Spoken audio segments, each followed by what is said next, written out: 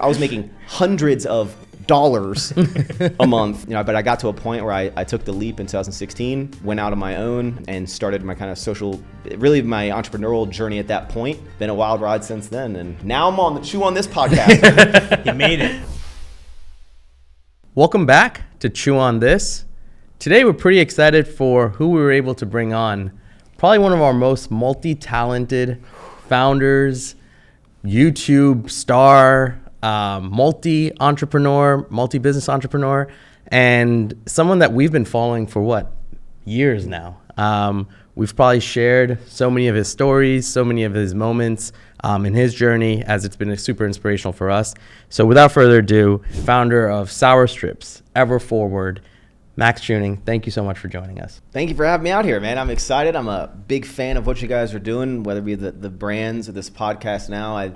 More and more I dive into the CPG world, it's just cool to hear stories about everyone. But I feel like that was a nice intro. Y'all been watching the channel for a while? Or? That's why we make him do the intros. He's nice with it. I appreciate it. I'm excited to be here.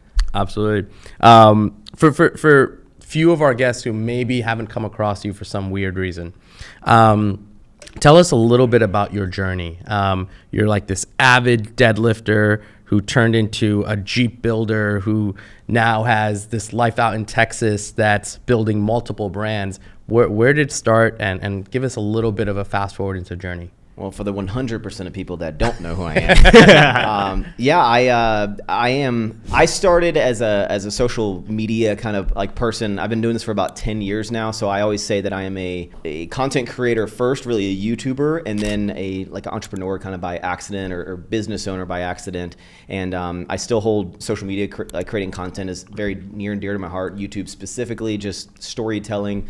But yeah, I lived a very traditional life for the most part. After high school, went to college. Actually, got denied from my first college. Went to community college. Then finally graduated. Super kind of generic business administration degree. Whenever I mention that, people are like, "Oh, that makes sense." I don't remember anything. I just retained enough information to then pass the test, and then I was like, "Okay, back to playing video games." Right?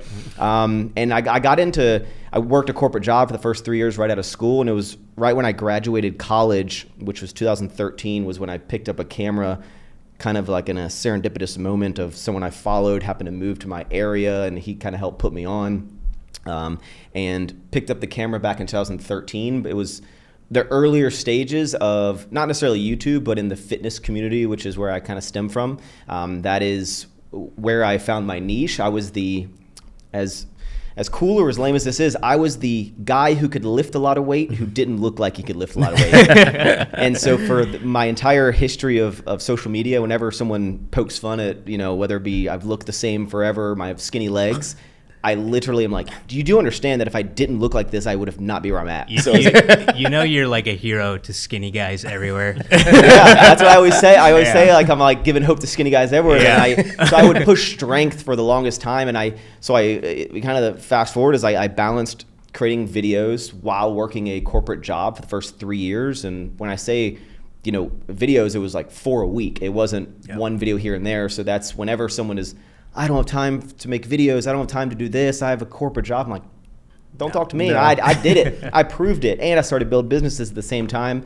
Flash forward 2016, I was able to I had a structured risk of, all right, I'm starting to do well I just started a clothing company and was starting to make some money on YouTube because it was not like it is now. Now everyone's, you see these 20-year-olds that have been making TikToks for 7 months and now they're in Lambos and Rolexes. That is not what I was making hundreds of dollars a month back then, and but I got to a point where I took the leap in 2016, went out on my own, and started my kind of really my entrepreneurial journey at that point, and it's been a wild ride since then. And now I'm on the Chew on This podcast. You made it. I know. We're going to have to cut that into a nice reel. That's going to be our intro highlight. I want to double tap on the fitness community piece a little bit, because I know that's where our kind of following also started happening. Because not that we're fitness people. Yeah, not at all. But we loved the fact that, back when we were at Shreds, all three of us, it was a company that, started in that influencer space. Didn't really get to carry it forward for too long because whatever happened there. But in terms of like some of the brands you look around us, right? You look at the ghosts of the world. I think they paved the path of how to do collaborations, influencers, athletes, flavors, like it just everything. Yeah. And you got into or whether you were born into that network or you placed yourself there and strategically built relationships with Christian, Dan, Ryan. I mean, touch a little bit on that because I think that also became a big part of now what you're doing, maybe what's seen as like a side hustle alongside your business. I'd love to get a little bit more there. Well, first of all, I need to know, I mean, why was I never a Shreds athlete? Because I clearly fit the bill of the athletes that were on the page. So I was, just know that I have a You're just a little smaller than Devin physique. Slightly. I could have had one of the greatest deadlifts on the team. It's interesting. You know, after being in social media for so long and seeing all these different kind of niches, whether it be, you know, the beauty community, the tech community, you know, fitness, whatever, gaming, it's interesting. I think the fitness community is a really unique one because I think the ability for that bubble is a lot smaller unless you're the, you know, Chris Bumstead, you know, these crazy kind of anomalies. But for the most part, there is almost like this ceiling.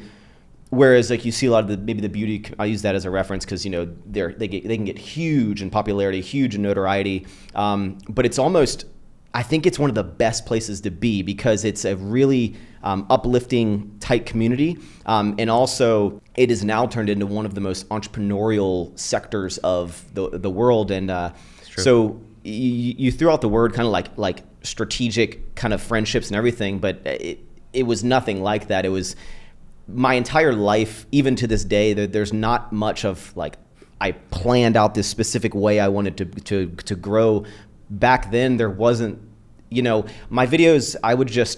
You'd make videos and you'd be like, okay, I average 7,000 views a video, and then if I just keep making videos, now I'm averaging 10,000 views a video, and I keep making videos, and now I'm averaging 15. I do a collab, and oh my god, I gained some subs. Now I'm hitting 20,000. It's like you just keep it on content, you keep growing. There was no I'm going to maximize, you know, the algorithm. I'm going to maximize, you know, titles, thumbnails. I didn't stress about how the videos performed. They just all kind of, it was like this just very slow and progressive. There was no trying to way to like catapult your popularity. There was a certain key events that I just happened to be in the right place at the right time and meet people that, you know, greatly helped elevate my channel.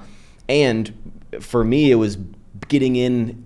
It's like I bought Bitcoin way back in the day instead of now when I just lose money. You know, I was one of the earlier. I'm not generation one of the fitness community, but I'm in the earlier world, and that has helped tremendously because if I tried getting in now, being the way I am now, I don't think I would succeed because nowadays you got to be huge, jack shredded something. Where then I was just like a goofy kind of skinny guy, but. I really like the path that I took in the fitness world because I try to show everyone that I'm just like you guys. I'm just a normal guy, graduated college, didn't know what he was doing. I'm not trying to be the most jacked. I don't have the world's best genetics. I don't know what everyone's like, how do you get your deadlift so big? What's like the deadlift program? I never came out with the deadlift program because I was like, I don't know. I just keep deadlifting and it goes up a little bit. Like, so there, like I was never this super analytical person about. I just wake up and do my thing each day, and you know sometimes I make mistakes and I learn from them, and sometimes I progress. But the fitness community is definitely an interesting one. It has changed dramatically over the years, but I couldn't be happier in it. Yeah. So you said you went to college, right? Yep. VCU. Go Rams. Woo! Did you know you wanted to be an entrepreneur, or what were you doing? What was your day hustle? Playing video games and eating sour candy and you know, getting drunk at parties.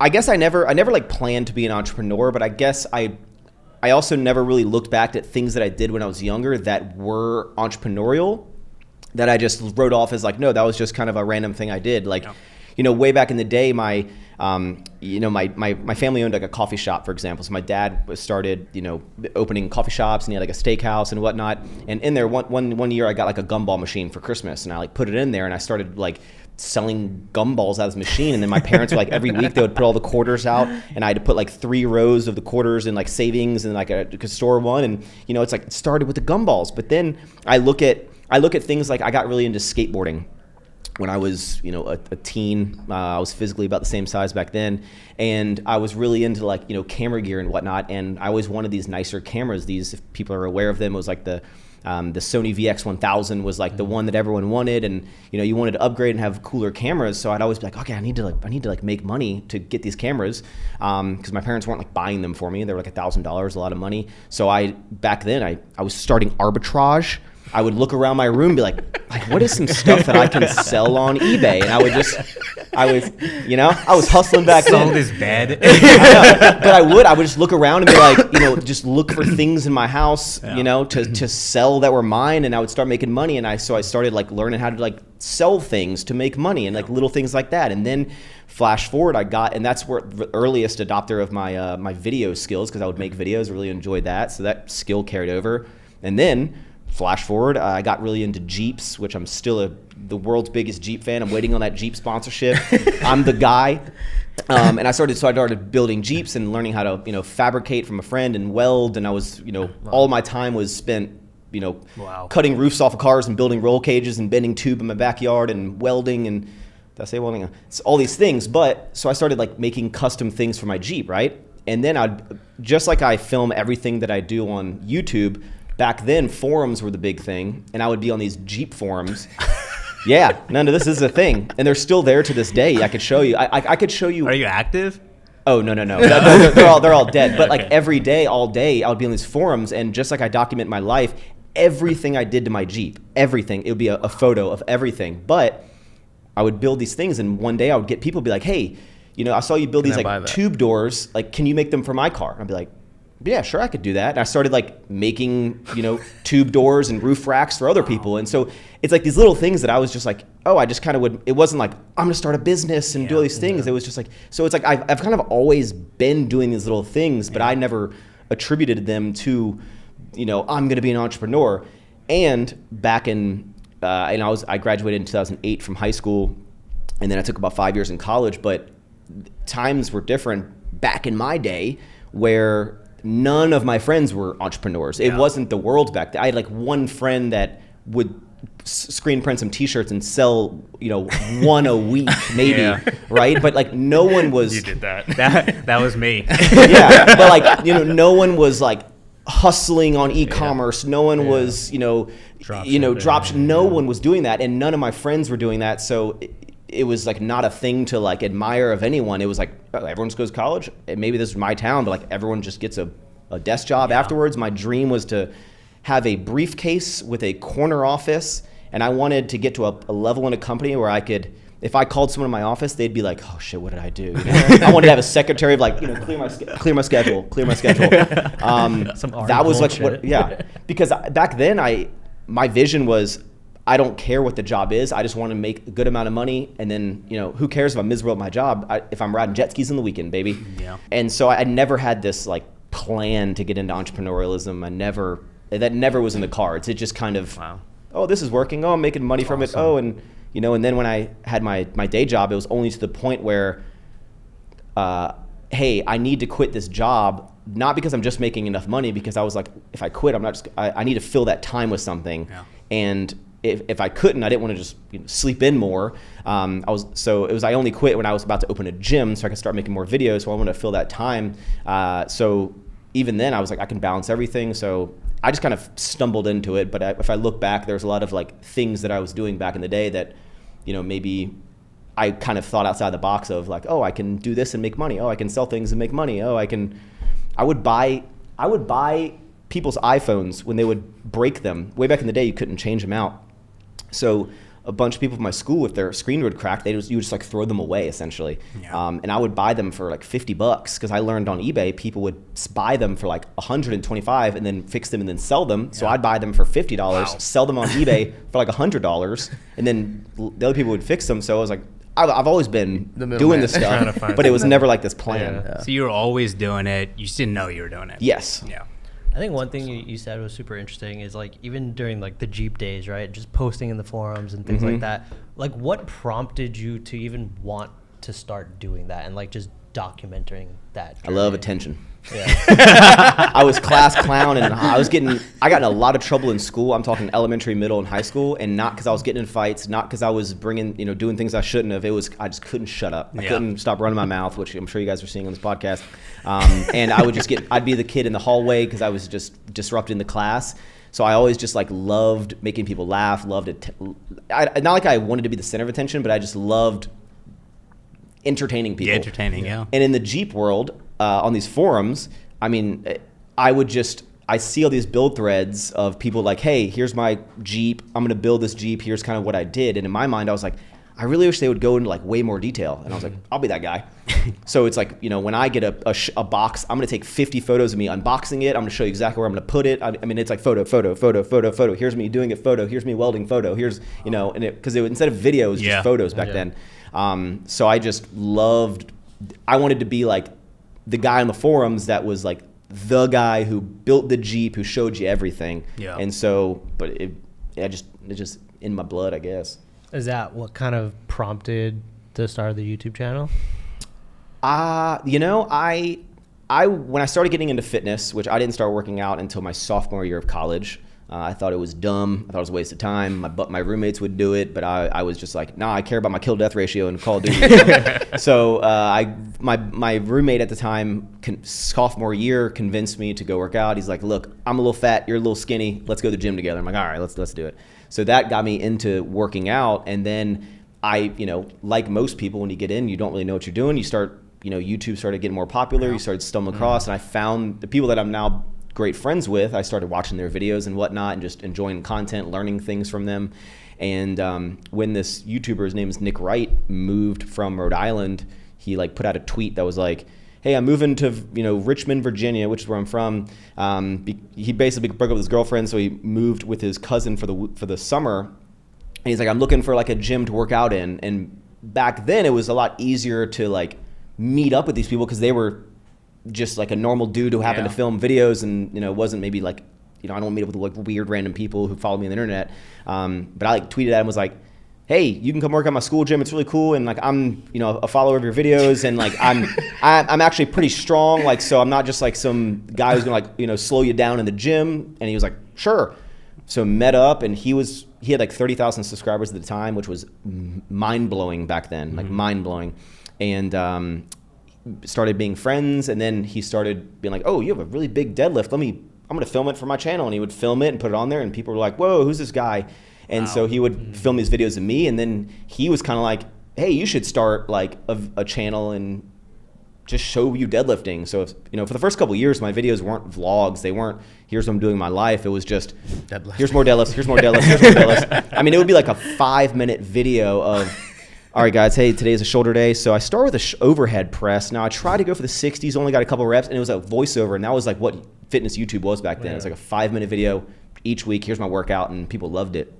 And then it just slowly but surely, what made me really realize that I loved the idea of like learning about people's lives. I watched this guy, Matt Ogus, who's like another OG kind of YouTuber. And one day he made a video, and he's like, all right, guys, like this would be kind of a weird thing to film, but for whatever reason, like people want to know like what shampoo I use. Kind of strange, but like this is what I use. And when he started talking about this, I was like, God, I don't care about what. Oh wait, that's the shampoo I use, man. That's kind of cool. It's like relatable. Like it's just these things, right? As little as it is. And so I slowly started.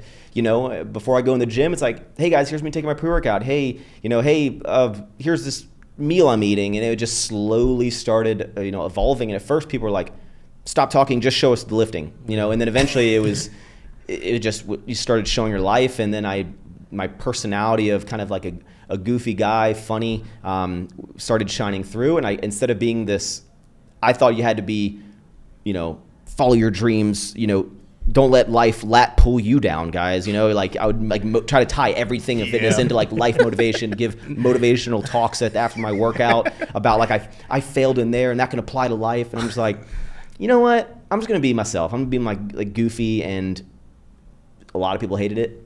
A lot of people liked it, and I just kept rolling to it because I was like, this is me. This is my natural self. I am quite immature. I make a lot of stupid, sarcastic jokes that I probably shouldn't. I don't take everything super serious. I'm not hardcore fitness. I just want to look good for the ladies, when I take my shirt off and, and that was like, and I think that was relatable because there's a lot of people that are like that. And slowly but surely, and now my videos have 30 seconds of fitness in them. So it's a full circle. Now I'm like, how little of fitness can I film in this video? Chew on This is sponsored by one crucial strategy that we just can't ignore as D2C brands, and that's email and SMS. We'll be sending a ton, and guess who's our go-to? We use SendLane. It's not just another tool, it's a revolution. With real-time segmentation, you're reaching users with precision when you hit send on that email or SMS. Their reporting UI, you may ask? It's a breath of fresh air. Simple, straightforward, and gets right to the point. No more sitting through confusing data and random charts you have no idea about what it's saying. And here's the crown jewel, their customer support. Round the clock, weekends, holidays, 24/7, 365, always open like 7-Eleven. No exceptions, they've got your back always. If you want to elevate your email and SMS game and you're tired of what everyone in the industry is used to using, check out SendLane and see why SendLane is the name that's buzzing in everyone's ears. Dive in and you'll thank us later. Now, let's get back to the episode. I have like a bridge question because I want to get into Ever Forward and Sour Strips, but I feel like the bridge between that is maybe a little bit of a deeper question, but what does like money mean to you, right? Because I feel like a lot of what you've done is so powered through passion and you being you, right? And the difference that comes when passions turn into a business is you make money, right? But yet, like, it feels like the way you live and the way you kind of still go about your life, it's not that money has really impacted the way you're turning your passions into, oh, well, now I'm going to get passionate about this because it can turn into a business. I'm still going to be who I am, which I think it's first of all, easier said than done, but it's very hard to find people that will just stay true to their passion, no matter the amount of money that comes from it. Money just becomes a means. But I'm curious to get your kind of perspective on that, because I think that's what starts changing from when you take your passions into exploring it into business. Yeah, I have a very interesting. First of all, I love talking about money, and not in like a look at my shit, Can you guys curse on here? But like it's more of like I love talking about money in terms of like the mindset of money and how people choose to spend it, and it's just an interesting topic, a thing for me to talk about. But I'm someone who has always been like, money is a byproduct of me just doing my thing, and sometimes you can make a lot of money doing the thing that you do, but pretty much at no point in my journey have I deviated from my ethics and morals to make a buck.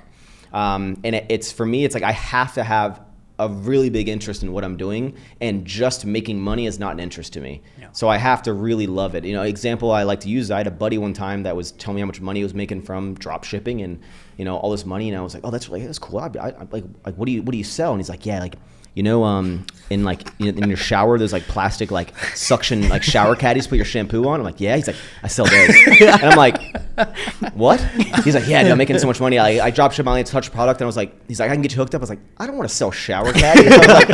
And he's like, dude, who cares what you sell? Like, you're making money and all that stuff. But I was like, that doesn't interest me. Like, just making money doesn't interest me. I have to have a big interest in what I'm doing, and everything, whether it be fitness. Back then it was Jeeps. I was like, I like making stuff. I'll make something for someone else. I started Ever Forward because I wanted to get into like clothing, and I liked East Coast fashion. So, I was wearing button downs all the time, and because I was working a corporate job. So I was like, oh, let's like lean towards this. And I've been a diehard sour candy fan my entire life. So it just kind of made sense. And I've only really stuck with things that I really enjoy. And even with YouTube, I'm one of the few, not like a boasting way, but I'm one of the few vloggers specifically, or content creators, that's been filming for 10 years that I've never taken a break because I just love making videos. It's I hate when people say this of like, I don't even need to make YouTube anymore. I'm making money from other things, but I'm like, no, like I'm doing so well outside of YouTube, and I still do YouTube, and I still get mildly butthurt and depressed when my videos don't perform well, and I'm just like, my videos are cool, you know, and it's like, and I'm doing much better from that now in terms of my mental state. But it's like I love making videos, so I made videos, and it just happens that I made money from making videos, and I think it's just important to really do things that you have a passion for, and I think you'll make the most amount of money from it in the long term, rather than just trying to make a quick buck. But again, some people, their interest is finding any way they can to, you know, grow a business, whether it be selling shower caddies or, you know, something that really ties in with them. You know, it's a prime example is I was the deadlift guy for a long time, right? I teamed up with another set of coaches one time for a short period of time and had like a Maxx program, but I never came out the deadlift program, never came out the PDF. I could have sold $1 million worth of deadlift programs because people would have been like, yeah, just like, what, you know, $10, I'll follow whatever I do. But in my head, I was like, I know that, yeah, I'm strong at deadlift, but I don't have a technical, analytical reason of why I'm doing these reps, why I'm doing this weight. And it's like, I feel there's much smarter people that there's free information, so I don't feel right about charging you $5, even though, you know, maybe you just want to follow exactly what I just didn't feel right about it. And I was like, there's better people to do this for free. Why should you buy mine? And it's like, but people were going to buy it. And I just, you know, I've left a lot of money on the table just because, and I'm not trying to say I'm a super you know, look how cool you are, Max. It's just like, that's just kind of who I am as a person. But don't get me wrong, I love making money and I love growing businesses. And I think that money provides freedom and allows me to do things that I've never been able to do. And it's very interesting being someone who grew up not having a lot of money and never had this giant spike early on of wealth. And so to be where I'm at today, but to be the same person as I was back then, I'm almost like, it's almost like I feel weird about buying nice things for myself because old Max could never afford that. So it's like, you know, how do you shift your mindset into like living an elevated lifestyle? Yeah. It's an interesting way. It's like, I feel like I don't deserve to like very recently I started like buying, when I buy Ubers or Lyfts, I'm like, you know what? I really enjoy being in a SUV because I drive SUVs. I was like, I feel safer. I like more space. And I'm like, I would feel weird about, you know, even though it's a drop in the bucket, but I was like, I would feel weird if I ordered like a nicer Lyft because I was like, no, I can cram in this tiny car to save $20, you know, but I'm like, I would feel weird. And it's like this interesting mindset that I'm like trying to get into. So it's interesting. But you wouldn't consider yourself frugal. Like you're not, would you like, I'm getting better at it. Getting better at it. I'm quite, I used to be the guy that would, like when I would go rent a hotel, for example, if I needed to travel for a podcast, and this is even as early as like earlier this year, I'd be like, because I would travel, because again, I film my podcast all by myself. So when I travel, I lug all the equipment and I do all these things because I'm like, I can save some money. So when I would go get a hotel, let's say it's a random Hilton, right? Yeah. And I'm like buying, you know, because I'm booking my own hotels because I don't have, you know, someone's booking my hotels for me, you know, and I would see the rooms and I'd be like, okay, I can get a king room and it's, you know, $100 a night. And I was like, or I can save $10 if I get 2 queen beds. Yeah, let's go with that. Like, you know, and it's like, you know, when I rent a car, I sort from lowest to the highest because I'm like, I'd get like a Kia Soul and be like, you know, in there to save $12 instead of getting like a nicer car. And it's like, it's a weird mindset to try to break out of. And you know, there's a guy, you aware of him? He's like a big like money mindset guy. His name's like Ramit something. Sounds really familiar. Ramit. R-A-H-M-I-T, right? Yes, and he had a show called like How to Get Rich on Netflix. But I started watching some of his content. There was like a line, I'm not like a big quote guy, but there was something that he said that actually resonated with me. And it was like, there's no virtue in living below your means. And it kind of like sunk with me because I was like, you know, if you don't have a lot of money and you start making some amount of money that can like you can start upgrading things here and there. I'm not someone who, you know, this is a $100 movement watch. You know, I don't have Gucci on or anything like that. I don't buy designer stuff. You know, I bought Gucci slides and they were terrible. Hated it. Would never do it. I'm going back to my $20 rainbow Gucci sponsorship. Rainbow slides. But you know, it's like it resonated with me because it's like when can you start? I would feel bad about doing nicer things in my life, even though I could clearly afford it and it's not a hindrance on me.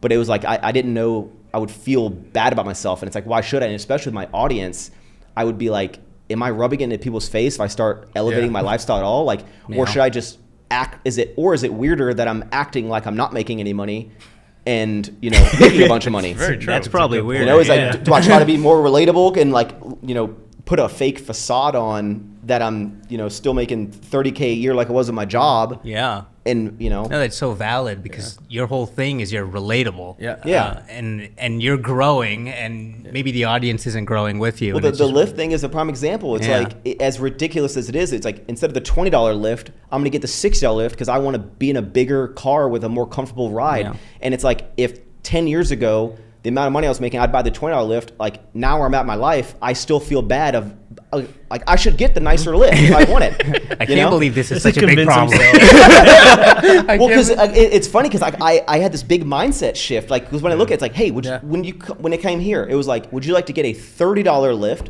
or a $90 XL black? And I'm like, I'll get the 90. And you look at it and be like, why would you spend that much to come 15 minutes? I was like, I can afford it. I want to spend my money on this. We are going to reimburse you though. Damn it. I think it's also, I just remember watching all the episodes of you buying the house too. Mm-hmm. I just remember like you having great. like, those are sort of the best episodes too. Cause it was like you'd have these cringe moments, just even like documenting yourself about like, what the hell am I doing? Like, what am I going to do with this house? But then like, I think you made it relatable because you're like this one guy in this massive house and you're like, what the fuck am I going to do? And then dude came along and you have all these other elements to it. But like, I feel like that part makes it relatable, which is like you still being very true to being like, this is kind of ridiculous. Like you were just a normal guy who got a shit ton of money and now you don't know what the fuck to do in this house, and you were building margarita bars and like knocking down walls. Well, I think as a content creator, you start being like, if I'm the relatable guy, what happens when I stop being relatable to my audience? You know, do I lose that? Do I limit what I do in my life to try to be relatable to the people who followed me when I was trying to make it, you know, like, and it's this interesting balance, and I don't want to seem fake and, you know, secretly be doing a bunch of bougie stuff in the background. I'm like Lambos in the garage. or something. And like, I've had people that think that I like drive a Jeep to be humble. I'm like, no, I love Jeeps. I bought an Audi RS Q8 and drove it for 4 months and went back to a Jeep because I love Jeeps so much. I'm like, and because I felt weird driving in a really expensive, nice car. I was like, it's not for me. So it's just this like weird mental thing where you see a lot of people that, you know, they start doing well and they start really elevating their lifestyle. And some people are like, hell yeah, super motivating. I would buy like I remember my 29th birthday, I bought myself a Cartier bracelet that I was like, I really like this bracelet. I've been wanting it for a while. It's like, I've worked hard and I bought it for myself because I wanted it as a present to myself, my birthday. And I remember people was wrecking me in the comments, saying me like I was like shoving people's faces, like super unrelatable, like like all this stuff. And I was like, How dare maybe you I should never. I was like, maybe I can never buy anything. And it's like, you know, I'm fighting this balance to be relatable. I was like, guys, I was like, that's a true problem. I was like, I'm still the same guy. I just have more, you know, expendable incomes. Like, and it's like, I'm 34. You know, you need to donate. You need to donate everything. Something, but I am quite frugal still. Walk us through the first business, right? I mean, you started the YouTube channel. The gumball machine? Yeah, the gumball. It's actually interesting because when you were like, oh, I got the 3 rows of quarters, definitely going to this. Like, I had a very similar upbringing where it's like, all right, you get a gift from like a family member, you got to put some of it aside, right? But you know, YouTube channel kind of kicks off. You found a niche audience, right? Did that prompt you to say, okay, well, I have these followers that are into this industry, right? Do I find a product to kind of go with it, or was it, again, it's just passion led? I have an idea for a product and I really want to like create it. So my first business was Ever Forward Apparel, a clothing brand, and back in 2013, 14, I started it in like late 2014, like September, August. it was like the thing. It was like the order of events that you do. Just like in life, like it was you go to high school, you go to college, you get a corporate job, right? For YouTubers, it was you build an audience, you come out with some merch, you come out with, and fitness people would be, my buddy Christian would be like CG Fitness. My buddy Nick Wright, who got me on YouTube, would be his name was like Nick Wright Bodybuilding on YouTube. It'd be like NWB Bodybuilding or something. Like it was like you had something fitness. Everyone came out with shirts. I came out with deadlift bra. And it was like a silhouette of me deadlifting on a t-shirt. It was just like the thing you did was like come out with merch, similar to what people do now, right? And so I came out with these shirts, the deadlift bra, and it was like about me. It was like this thing of like, so if you spotted someone out, you're like, I know that guy watches Maxx Chewning kind of thing. And then I had a friend who was not into social media, and he started this company kind of in the same footsteps as Gymshark. It was called Ape Athletics, and it was like he didn't have a big following, but he was like, I'm going to kind of do what they're doing, like kind of like leverage other influencers. And I was just friends with him. And that gave me the idea. I was like, maybe I should create a brand that doesn't have anything to do with me. And I was one of might have been the first in my little bubble of people to start overseas manufacturing for a clothing brand and have it separate from them as a creator themselves. Maybe some people who were just business people, but as a YouTuber creator, no one was ordering from Alibaba, China, custom made to sew, shipping it over.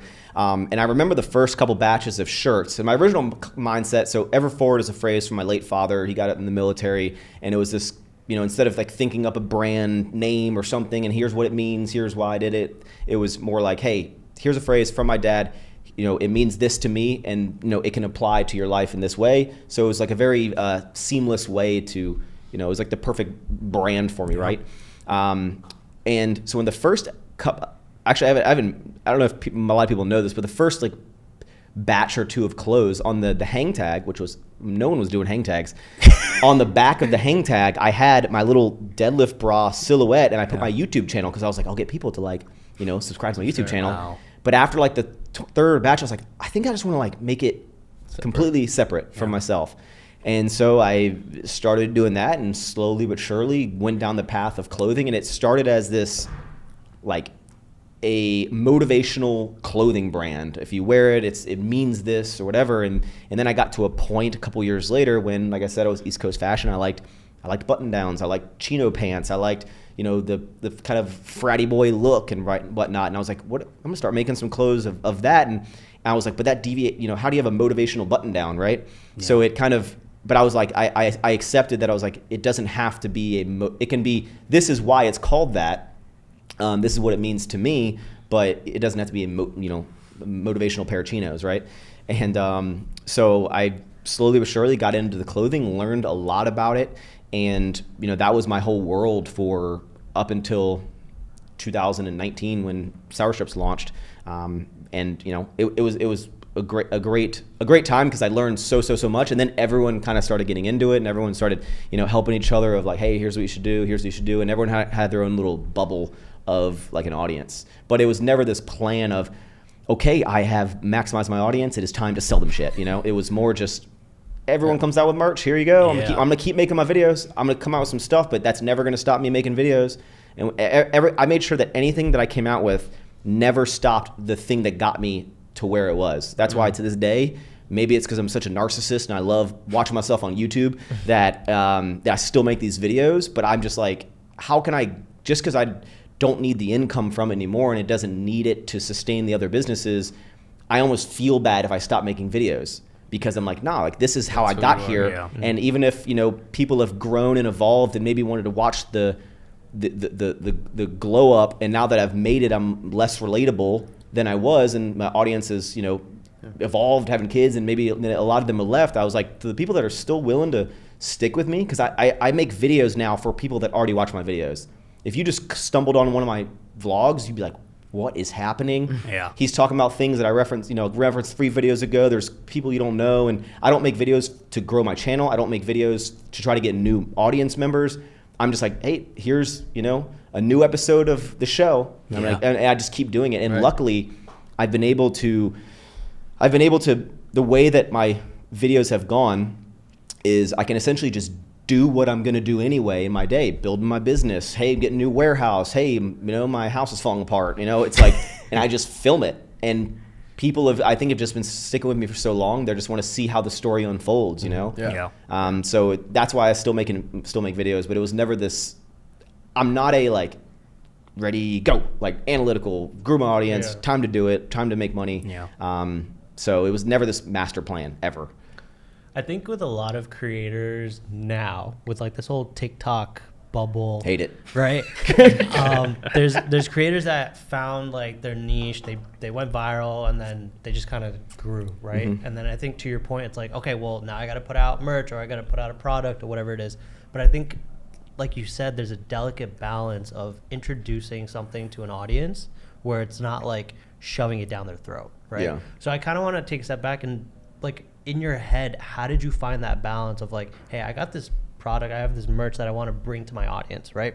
How do you strike the balance of like introducing it to them without being like, buy now type of thing? I feel like it's just like a natural evolution of what you're doing. It was almost like people were almost asking for it. It's like everyone else is doing, like, Max, I want to support you in some way. I want to do this. And it never, even with the clothing, I never wanted to be like, guys, just keep watching the videos. That's really what I care about. I just want you to keep enjoying the vlogs, laughing from the videos, the goofy things I do in my day, and the random movie quotes. I'm like, you never need to buy anything, because no matter what, like, I'm still going to make these videos. But it was more of like people wanted to support me. People wanted to see me succeed. And so that was a really cool kind of community thing.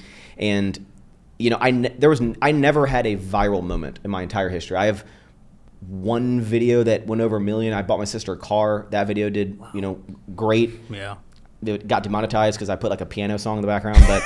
But again, my intention of that video wasn't to make a bunch of money from it, right? It was to do a good thing for my family. But I never had a viral moment where I was like, time to captivate on this audience that I've created. And that's not in like a I'm so much better way, but that's the difference between people from when I started versus now, where now not only do people expect or hope to have virality or success or millions of dollars in 6 months or 12 months, and or they're gonna be pissed. I was like, I've been doing this for a decade, and I just kept slow and steady. I'd love to touch on, before we even jump to sour strips though, like a little bit more of the growth of Ever Forward. If you can maybe share where you got into revenue wise, but also touch on a couple of things you learned, because I'd love to understand, and even how you built sour strips. But obviously you're on the front end, it's a lot of you doing everything, but then you've also probably on the back end have some key personnel that you've hired or have been able to build a team. So maybe touching a little bit on those points. So how big did Ever Forward get to, and where is it? And team structure, and a little bit of what you've learned. You guys were in for a treat, because you're like, Max doesn't know what the hell he's talking about. Again, just like with Ever Forward, just like with my YouTube and Ever Forward, there was never this monumental spike. There was never like it is now. And so when I started the brand, and this is me putting, so for the first, I started, we'll call it 2015. It was late 2014, but let's say 15. From 2015 all the way up until, like, for the first year or two, I did 100% of everything. When I had a launch, I would have like a buddy come over, I'd give him some pizza, and we'd pack orders together. But I was doing everything, customer service, manufacturing, like it ran my life. I got to get off from, I was filming 4 videos a week and going to work so 8 hours of my day was already taken up from that. And then when I get home, I would, I'd have to stay up late to talk to my manufacturers in China, who, you can't talk to them until 11 p.m. at night. And it was by email back then, and it wasn't by like WeChat. So you'd send an email, and I remember I would just be sitting there, be like waiting for like an email reply, and it's like 1 a.m. and I'd get out of bed and like send another email. It wasn't, I was doing everything, customer service. But so the first year with Ever Forward, let's say 2015, was, I want to say it was like $200,000. Yeah, it was basically like $200,000, and then the next year, 2016, was $200,000. 2017 jumped to $600,000. 2018 hit like $1 million, I think. And then the peak of its year was, I believe, 2019. So the peak revenue Ever Forward ever did was $1.6 million. Then I launched Sour Strips, and it cut in half because all You my also focus. paused the business at some point, right? Yeah, it was just, I mean, my attention shifted. And so Ever Forward, never, and not to say that's not a great amount of money. It's an astonishing amount of money, but like it never, and that was me putting all my focus into it, but it never had this growth like, any these other brands, what other people are doing. It was, so that's kind of almost like, it's almost the writing on the wall. It's like maybe clothing wasn't my calling. Not that I didn't find some success with it, but it didn't have this rocket ship kind of growth. And as far as like assistance I was just like learning everything. I mean, when I was first learning how to even ship out products, I was, manually writing the return, like the addresses for everything. My girlfriend at the time would help me like write the addresses. I was like printing 2 labels at a time from an actual like printer that would go like, 30 seconds for one label that I had to wait for it to dry for the ink, and I could peel the sticker off and put it on the bag. When I started getting, when I was balancing the corporate job, it's like, okay, each day on the way to work later when I got to like Washington, D.C., before I get on the metro, I'd drop my like 4 orders off the post office, or put them in my car, and on my lunch break, I'd go to the post office. So I never even, Remember that? I never even contemplated like hiring someone. It was like, no, like I can do everything, and I'm learning so much. And it wasn't this like, oh, I want to seem cool like I'm doing everything. I just did, and I just kind of figured everything out, made a lot of mistakes, and when I launched Sour Strips 2019, the revenue dropped from like 1.6 down to, I want to say like 600,000 or 800,000, so like a 50% drop. And then last year it went back up again, like about 800, and then this year, I actually have no idea how much we've done so far. I bet this year we'll do less, maybe like 500 to 700. I'm at a really interesting point. I'm at a kind of a point with Ever Forward where I either need to let someone else run it, where I am just like, yes or no. But the problem is, it started as such a passion project because it tied to my dad, and it's like, I have such a personal tie with it that I feel like if someone else is having the reins and I'm just saying yes or no, then my focus is not in it, and I'm almost only doing it because it can make money, and I feel like it's not, I've lost my way with the brand then.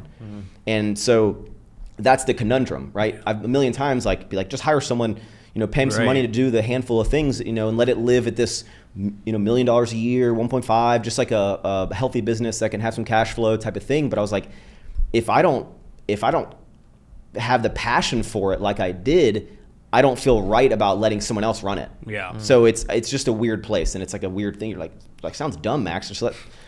Are you also are you the type of person who wants to be so hands-on with every single thing, every little decision? Okay, got it. Well, it's I try. I don't consider myself a micromanager of any of my employees, but I do have a very hard time in timing out my delegation of there's still a lot of things that I do with Sour Strips, which I am extremely hands-on every day. I am the brand does not continue to grow without me doing my day-to-day tasks. There is many people that work for me that do not know the 10 things that are important that I do every day, that if I get hit by a truck tomorrow, they're like, how do we place orders for more candy? Probably not the best way to go about it, but I have a problem delegating, and I've gotten better at it, but it's something that I also love it, Like I made the product catalog, and it's like something that I should hire a designer and be like, go for it. But I'm in my head, I'm like, yeah, but they're gonna send it back. And I'm such a creative person that I know what I want it to look like, that they're gonna come back. I'm gonna have to have all these meetings. I'm gonna change it. I was like, let me just sit down and do it. Let me sit and move the nutrition label on there and figure out how to put the color splatter. And I'm spending hours of my day doing something that I should just pay someone to do. But I'm like, not only do I want to do it, I also want the knowledge of how it's done, and I know the vision. When we change a packaging or come out with some new pack sizes like we are for next year, I create here's a very rudimentary, a very basic like guide of like, this is what I kind of want it to look like. Here's like a MS Paint version of what I want it to look like. And then just kind of like make it a little fancier. But like I create the original vision because I know what I want it to look like. I just don't have the skill set for like Adobe Illustrator and things like that. But delegation is my biggest struggle. You feel like that ever holds the company back from growing? I mean, I guess you would. I mean, I guess you would. On paper, you'd probably be like, yeah, it probably does. You know, I shouldn't be handling the budgeting or handling the spend or whatever. And there's a lot of information that I don't manage. If you're like, Max, how much are you like? I was excited about this podcast because I'm should be like, Max, like, what's your ROAS on stuff, and what's your ROI on your like ad spend? I'll be like, I have We're no about to idea. ask you all I have no idea. It probably does, but it's just it keeps my interest in the business. Yeah. But the business, I've never had a business that's gotten this big, and I've never had a business that's gotten so real, like a real brand that's out in the real world that has that. I'd say 60-70% of our customers have no idea who I am. So I've never had this type of brand that I'm starting to get to the point where I'm like, okay, now I kind of need to really start, not like taking it seriously because I do take it seriously, but doing high level business strategic moves. And it's like, I'm not really a business guy. Like that's not me. I'm a creative person. I'm a idea guy, and I just want to run around with my camera. Yeah.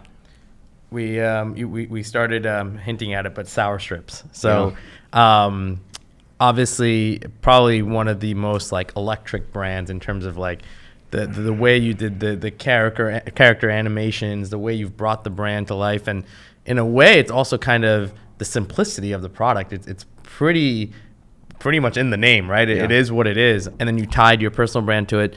Walk us through the growth journey of sour strips. And also being number one candy in Target. How did that retail piece come alive? So love to. So you want to start with, when you say like growth, you want to talk about kind of like revenue or? Yeah, revenue and again, team size and where you've had to kind of grow that. So again, Sour Strips is a brand that I never imagined to have this like growth that it did. And, so it came out with it. I launched it on my 30th birthday, and I launched it online, and it's really this like, so it's 2019, sorry. 2019, September 9th is when it was my 30th birthday, and I basically developed this whole hype of like this secret project that's coming, and like the reason Sour Strips worked so well out of the gate was because like I'm the candy guy. Like for the past 10 years on YouTube, I've been eating candy, talking about how other candy sucks, talking about what I wish candy had, eating candy, and you can ask my parents when I was younger, candy all day, every day. So it just made sense, right? So it was this really big kind of hype thing. So out of the gate, we performed extremely well. So we launched in September of 2019. From September to December, it was we did $500,000 in sales in those first 3 months. And then our first did you even have ad spend, or is that really organically? Oh, no. That's maybe like December, but I mean September, October, for the blunt of it, no, it just didn't need it. And this was all online. I mean, all online. So we did 500K for the first 3 months of that. And then 2020, our first full year, we did 3.9, say $4 million first year. 2021, it jumped to $8.5 million. Then 2022, last year, we did $16 million. And then I haven't got my balance sheet, or whatever it's called. I haven't got my P&L for September you yet. You guys can't make fun of me anymore. As of the end of August, we have broken 17. So we're on track to. I'd have to really screw it up to not break 20. So I think we'll do between 20 and 25 this year, and then next year we have a lot of things in the works. So who knows what we're doing. What's the split between online and retail right now? Right now it's like 80% retail. Yeah. And what's interesting about that was when I first launched it, Sour Strips is this weird kind of anomaly of like, of this like dumb luck, right timing, things you couldn't plan for, I think attributes to a lot of success. There's a lot of hard work and planning behind it. And again, I also like, I'm the sole owner, founder, own 100% of it. There's not like people that have like told me the exact strategy of how to do it. Every detail on the packaging, I can tell you why it's there, because it was like whether an idea from me or someone internally. I can tell you why we did everything. I can walk you through every tweak we've done on the bag, because I am hands-on all day, every day since day one, which I love, right? So again, even like the characters, even little tweaks and all that, the cartoons, it's like all kind of like from my brain. I have this cool idea, let's make it happen. So when we started, it was, crazy online for this hype, right? And then COVID happened, which is terrible, but for a lot of businesses was a good thing. A lot of businesses was a bad thing.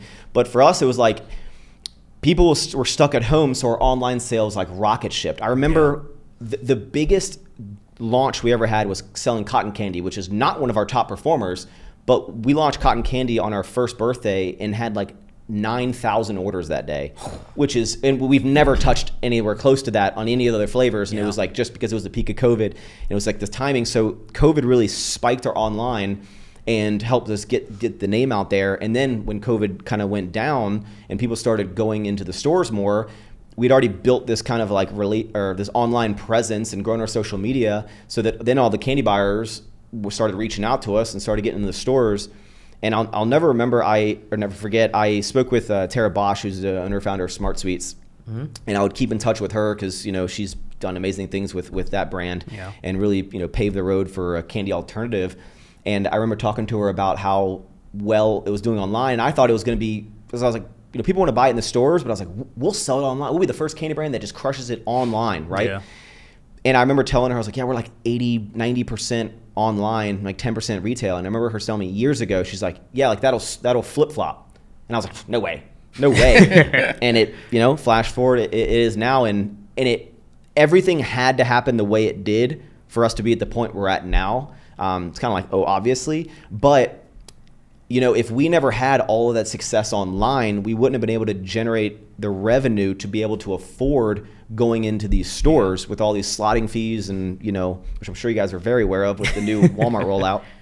And does Walmart have slotting fees? No. They're thinking, everyday low price. So. Well, when you get into Target, you get into most other stores. Because I forget, I don't think we had slotting fees for Walmart.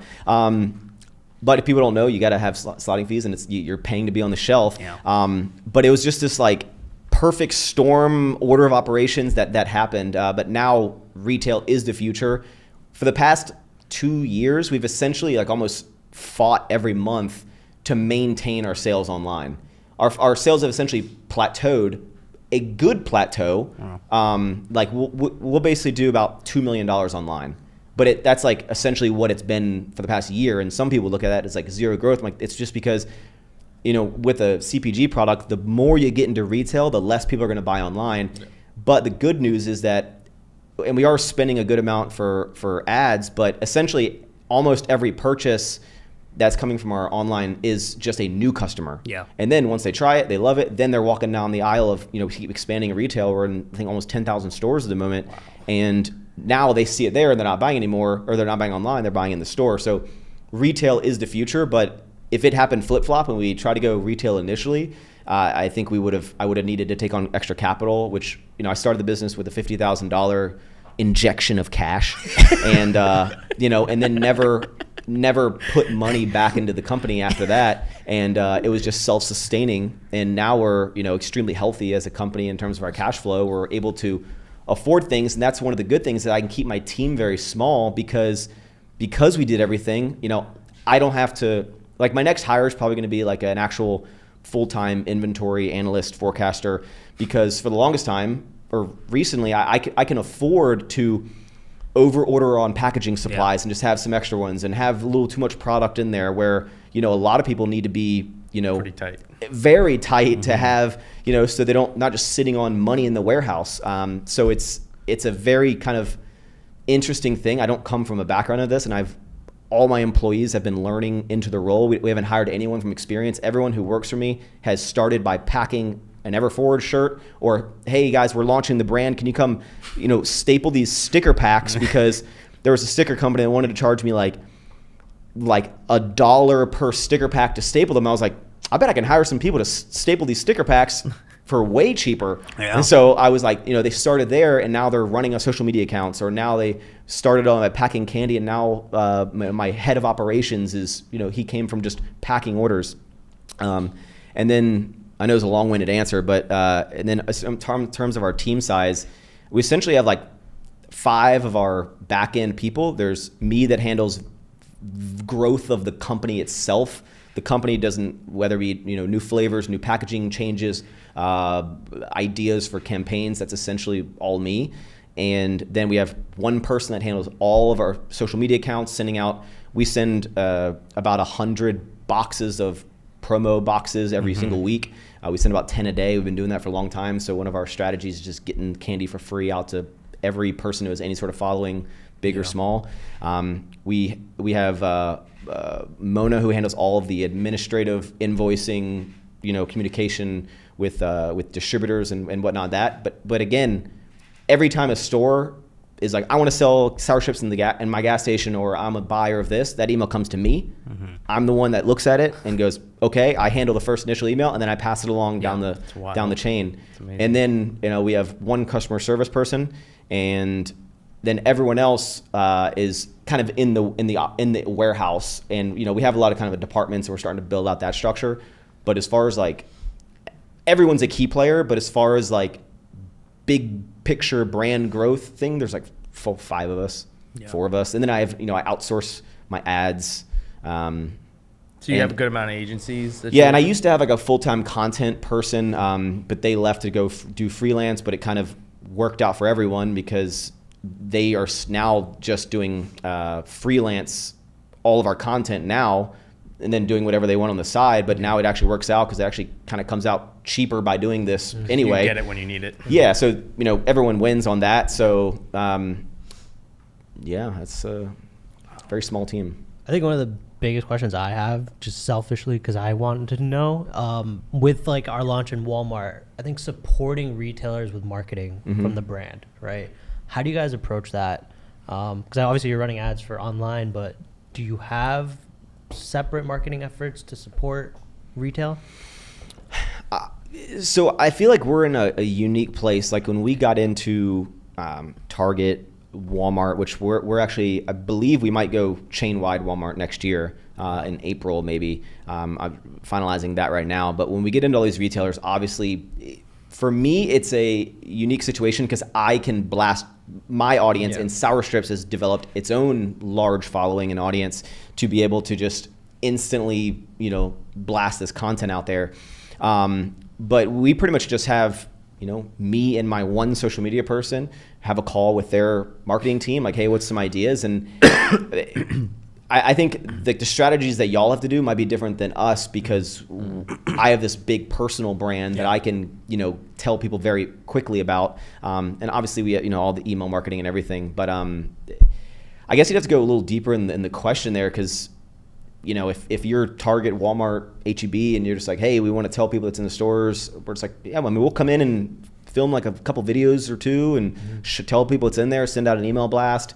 We might run some ads if it's a nationwide thing, unless people are going to really put it in certain demographics. But for the most part, we just, hey, it's here. You can get it now, guys. Put it on the stories. Yeah. No, I guess. I think you pretty much answered it, right? It's like you have your personal brand. The brand itself has built a following, right? So you can kind of tap into that. I think with us, we have like our community, right? 75,000 people. Y'all are huge on Facebook as well, right? Yeah. So. Well, I think so.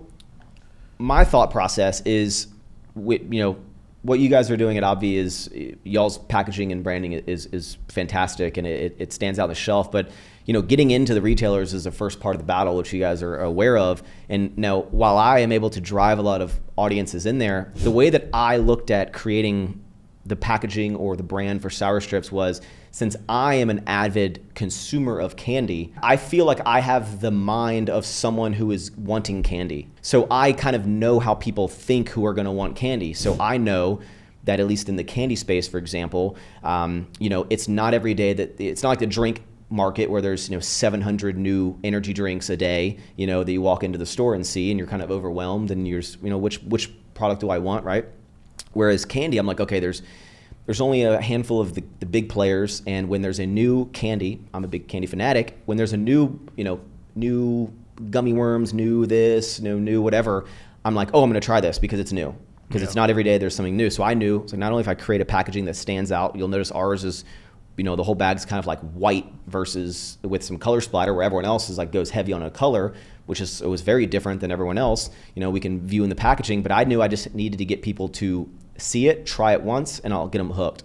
And so when you get on the shelf at any of these retailers, once you do the promos of the emails, once you do the social blasts on Facebook, Instagram, whatever, that's great, but it's great you can sell out of inventory in the first day, week of a new store, new chain, whatever, but it's like, can you do that 6 months in? Can you handle the velocity, later down the road, right?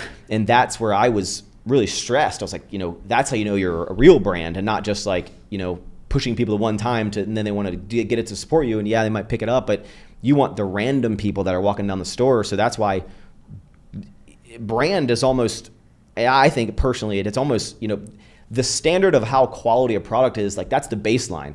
You can't just say how great the product is, because everyone has great products. Oh. It's like you got to create the community around it, and the branding, the packaging itself, as weird as it may sound, if I grab a random energy drink that looks, here's a better example.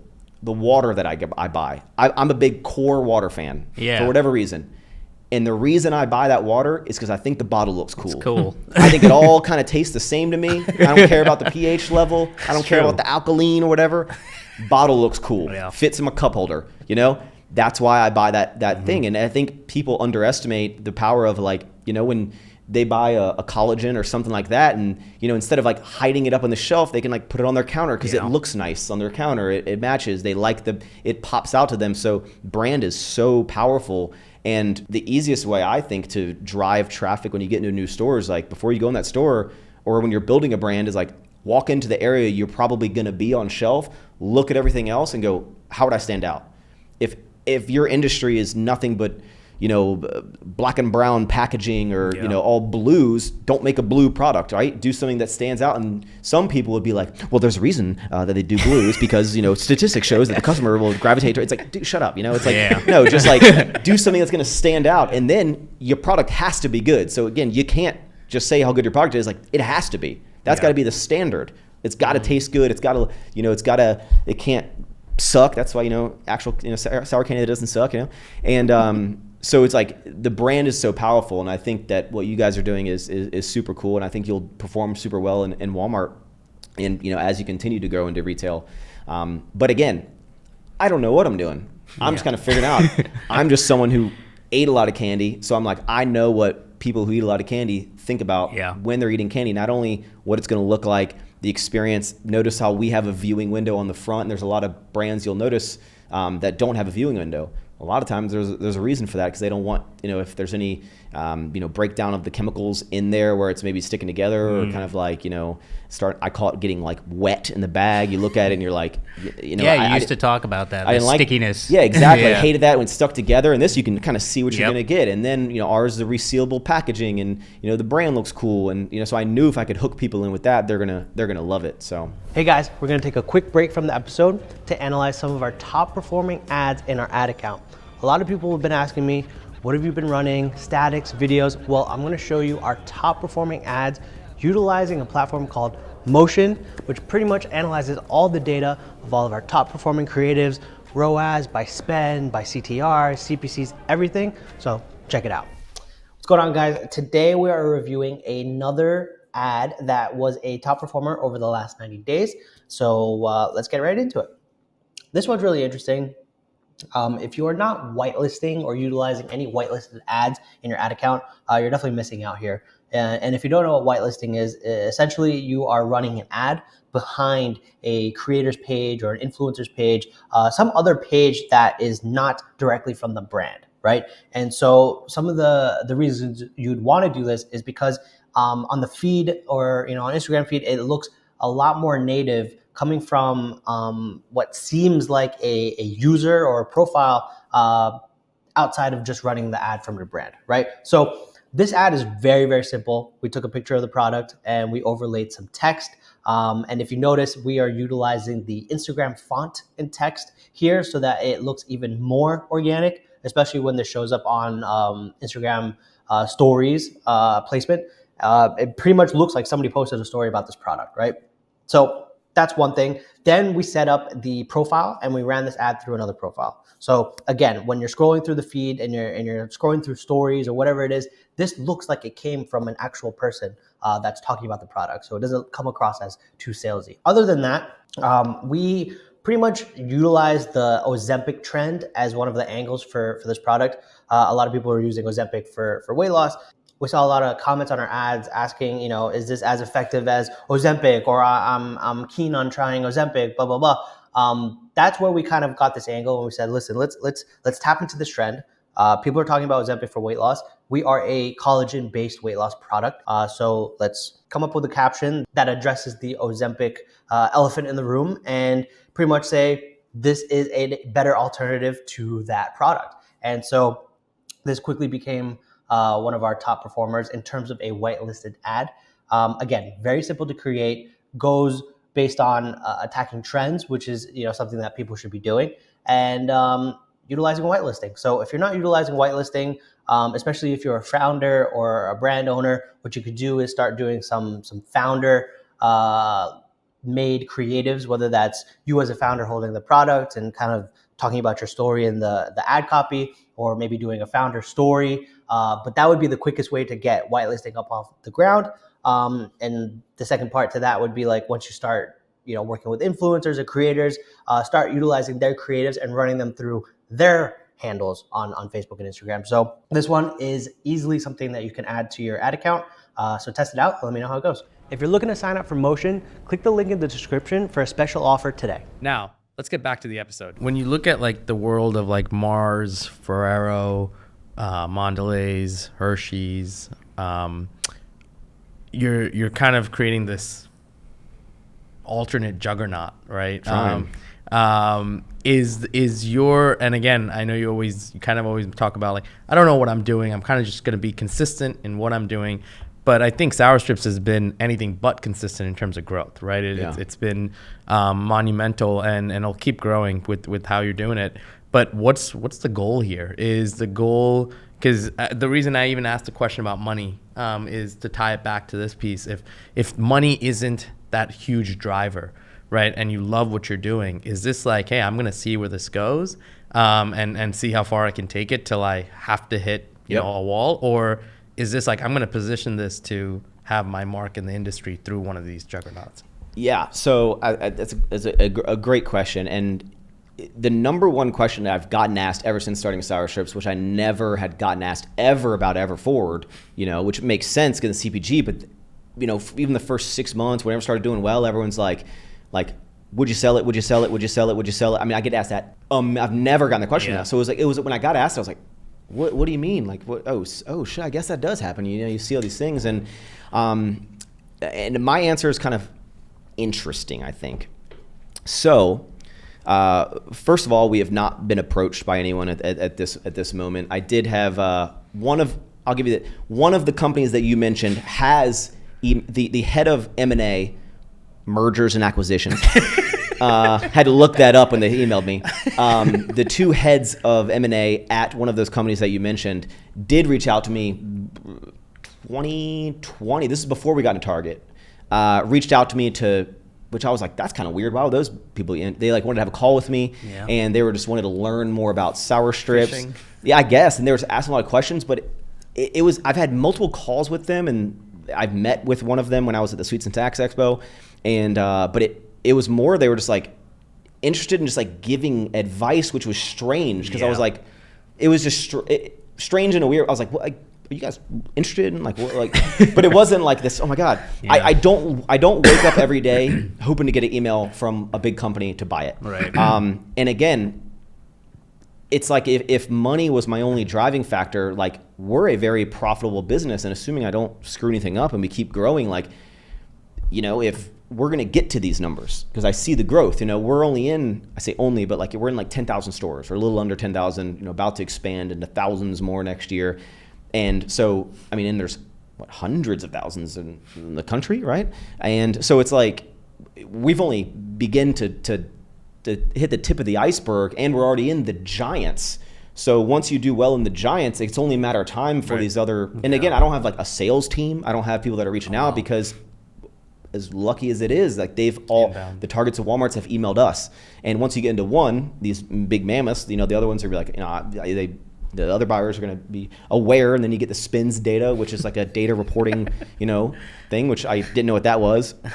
I know these other companies and stuff are aware of sour strips, but so I guess the reason I'm saying that is money is not the ultimate goal for me, because we're going to make money. Like we're going to be profitable. I'm going to have enough money to do what I want to do in life. And it's going to keep, Sour Strip's hopefully going to keep growing that way.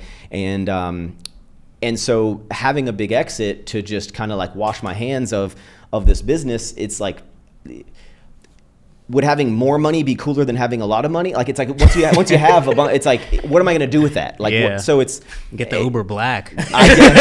When they come out with the triple XL Black, something.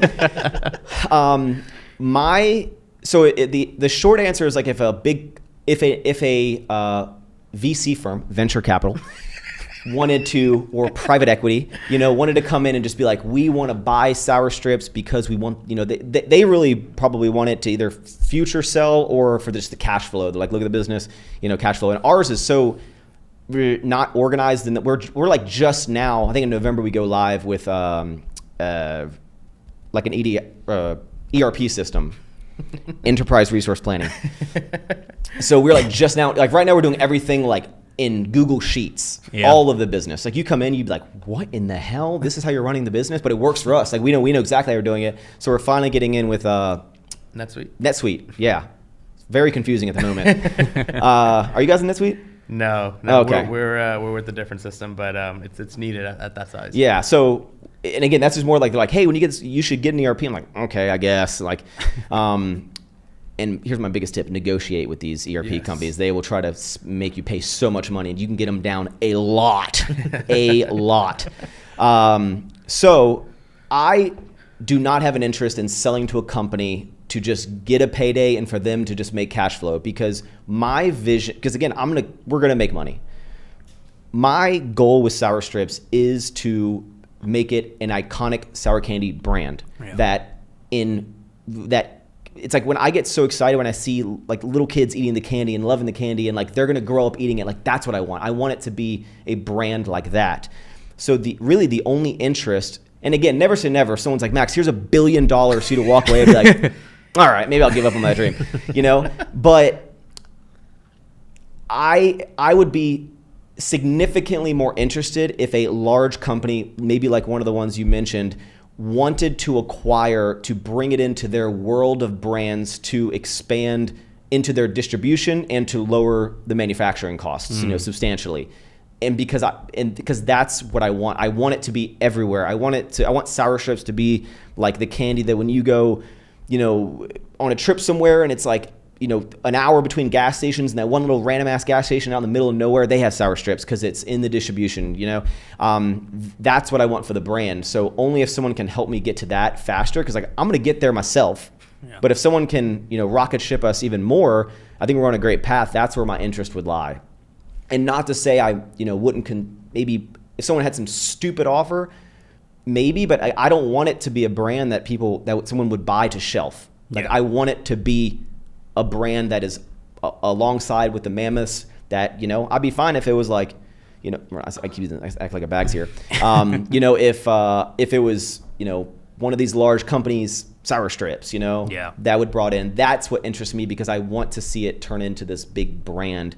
It's not something that I'm just doing for. But you want to be along for the journey. Yeah, for sure. Because there's no way that I think you could continue this brand without like me and my team. Yeah. Because again, I think, one of the things we say on our website is like kind of like bringing like the good name back to sour candy. I felt like candy has just kind of got boring because there's all these companies. I'm like, there's no cool candy brand.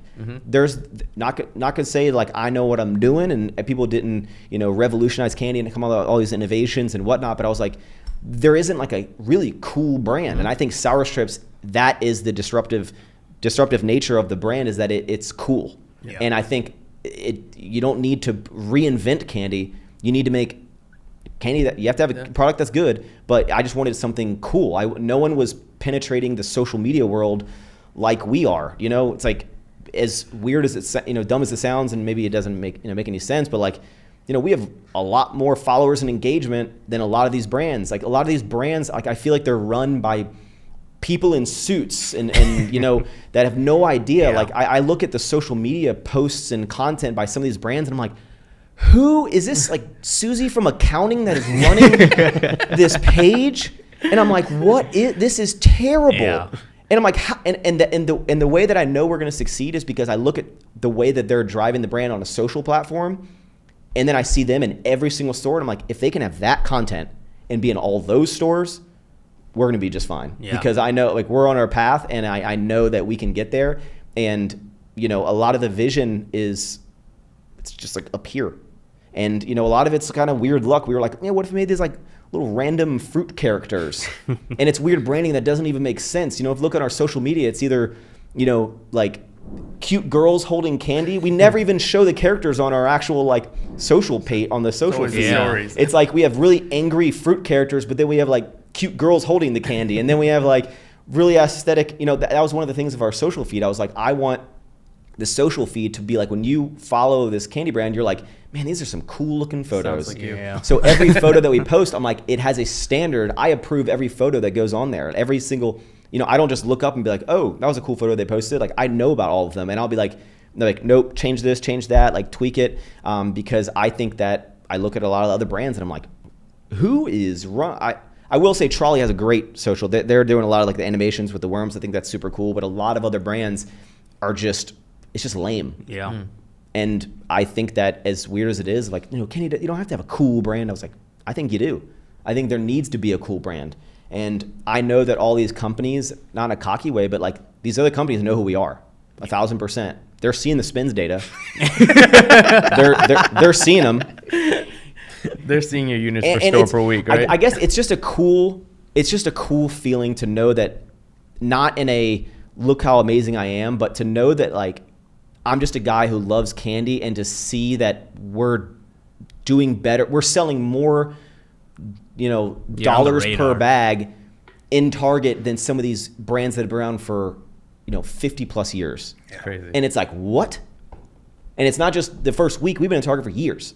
Been in almost 2 years now, maybe, or a little over 2 years. And like, and next year in June, we're about to add a whole bunch of more facings or pegs in our area, add more new products, add extra packaging sizes.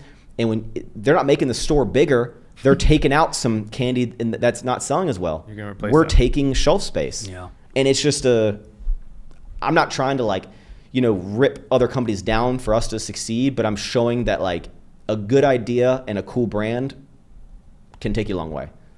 No, it's absolutely disruptive. Who are some brands that you really looked up to, or like you really thought that were cool before you started Sour Strips? Was there any inspiration that you were looking for, or did it all just come from your head? I mean, in the candy space, And it could be outside. yeah, I mean, obviously brands like Ghost, I think, were doing super Yeah. cool with their just kind of like, you know, supplements for the longest time, where you either need to be this like jacked meathead, and it had to be like super old school type of branding and couldn't be like loud and whatnot.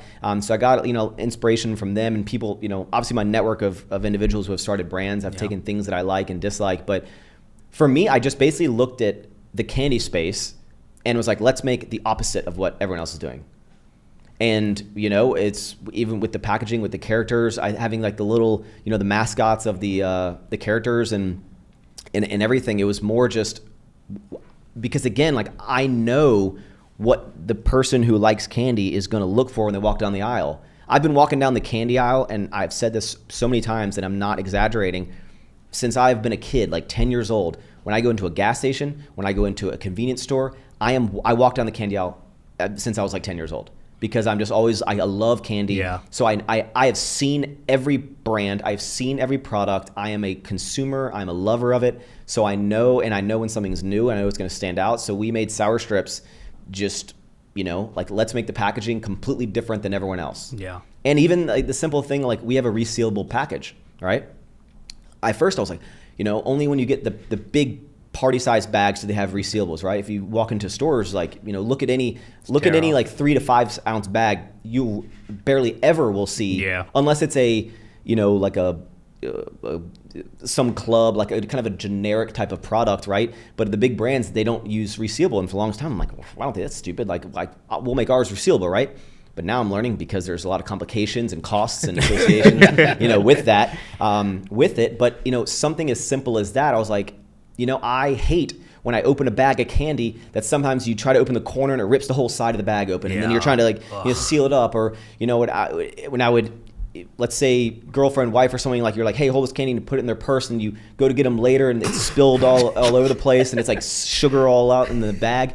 And it's like this little pain point is something that I was like, what if instead of a party pack that has resealable, what if you applied the resealable to a individual sized packaging? Yeah. It's going to cost me a little more. It's going to be more complicated to get it in the bag that way. But like that's going to be a selling point and a key feature that I think it adds to the premiumness. Is that a word? And another thing is too is like, you got to lean into the power of the brand. When we launched, some of the kickback I got was like, the sour strip was like 3.4 ounces, right? You get 12 strips, delicious, fantastic. But some people would be like, Max, I can get 6 ounces of gummy worms for $1.50. Yeah. Why would anyone buy? I had like store owners when I first would get in, they'd be like, I can sell this for like $1.50 and it's like twice as much candy. And I was like, yeah, but as someone, I was like, I'm a betting man. I was like, first of all, I can't compete on price. Like, I think, you're racing to the bottom, and price differentiation is like, you can't just try to compete on price because you'll lose every time. Mm-hmm. And for me to grow the business, I needed to sell it for a premium price. No one had created this premium candy, right? Yep. Because everyone was like, you got to sell to this price point. But what I asked myself, as a candy lover, would old Max, not new Max who orders Uber Blacks, right? would old Max, if I found a candy that was substantially more delicious, sour than the other stuff I'm buying, would I pay an extra $1 or $1.50 for it? And I think I'd be like, yes. And I was betting, I was like, I think people who really like candy are willing to pay $1, $2 more for a product that's right next to something else you can get more of for less. But I was like, I think it's such a good product, such a cool brand, a cool brand to have on your package. You see it all over social. You want to be a part of the community. I bet people are willing to pay for it.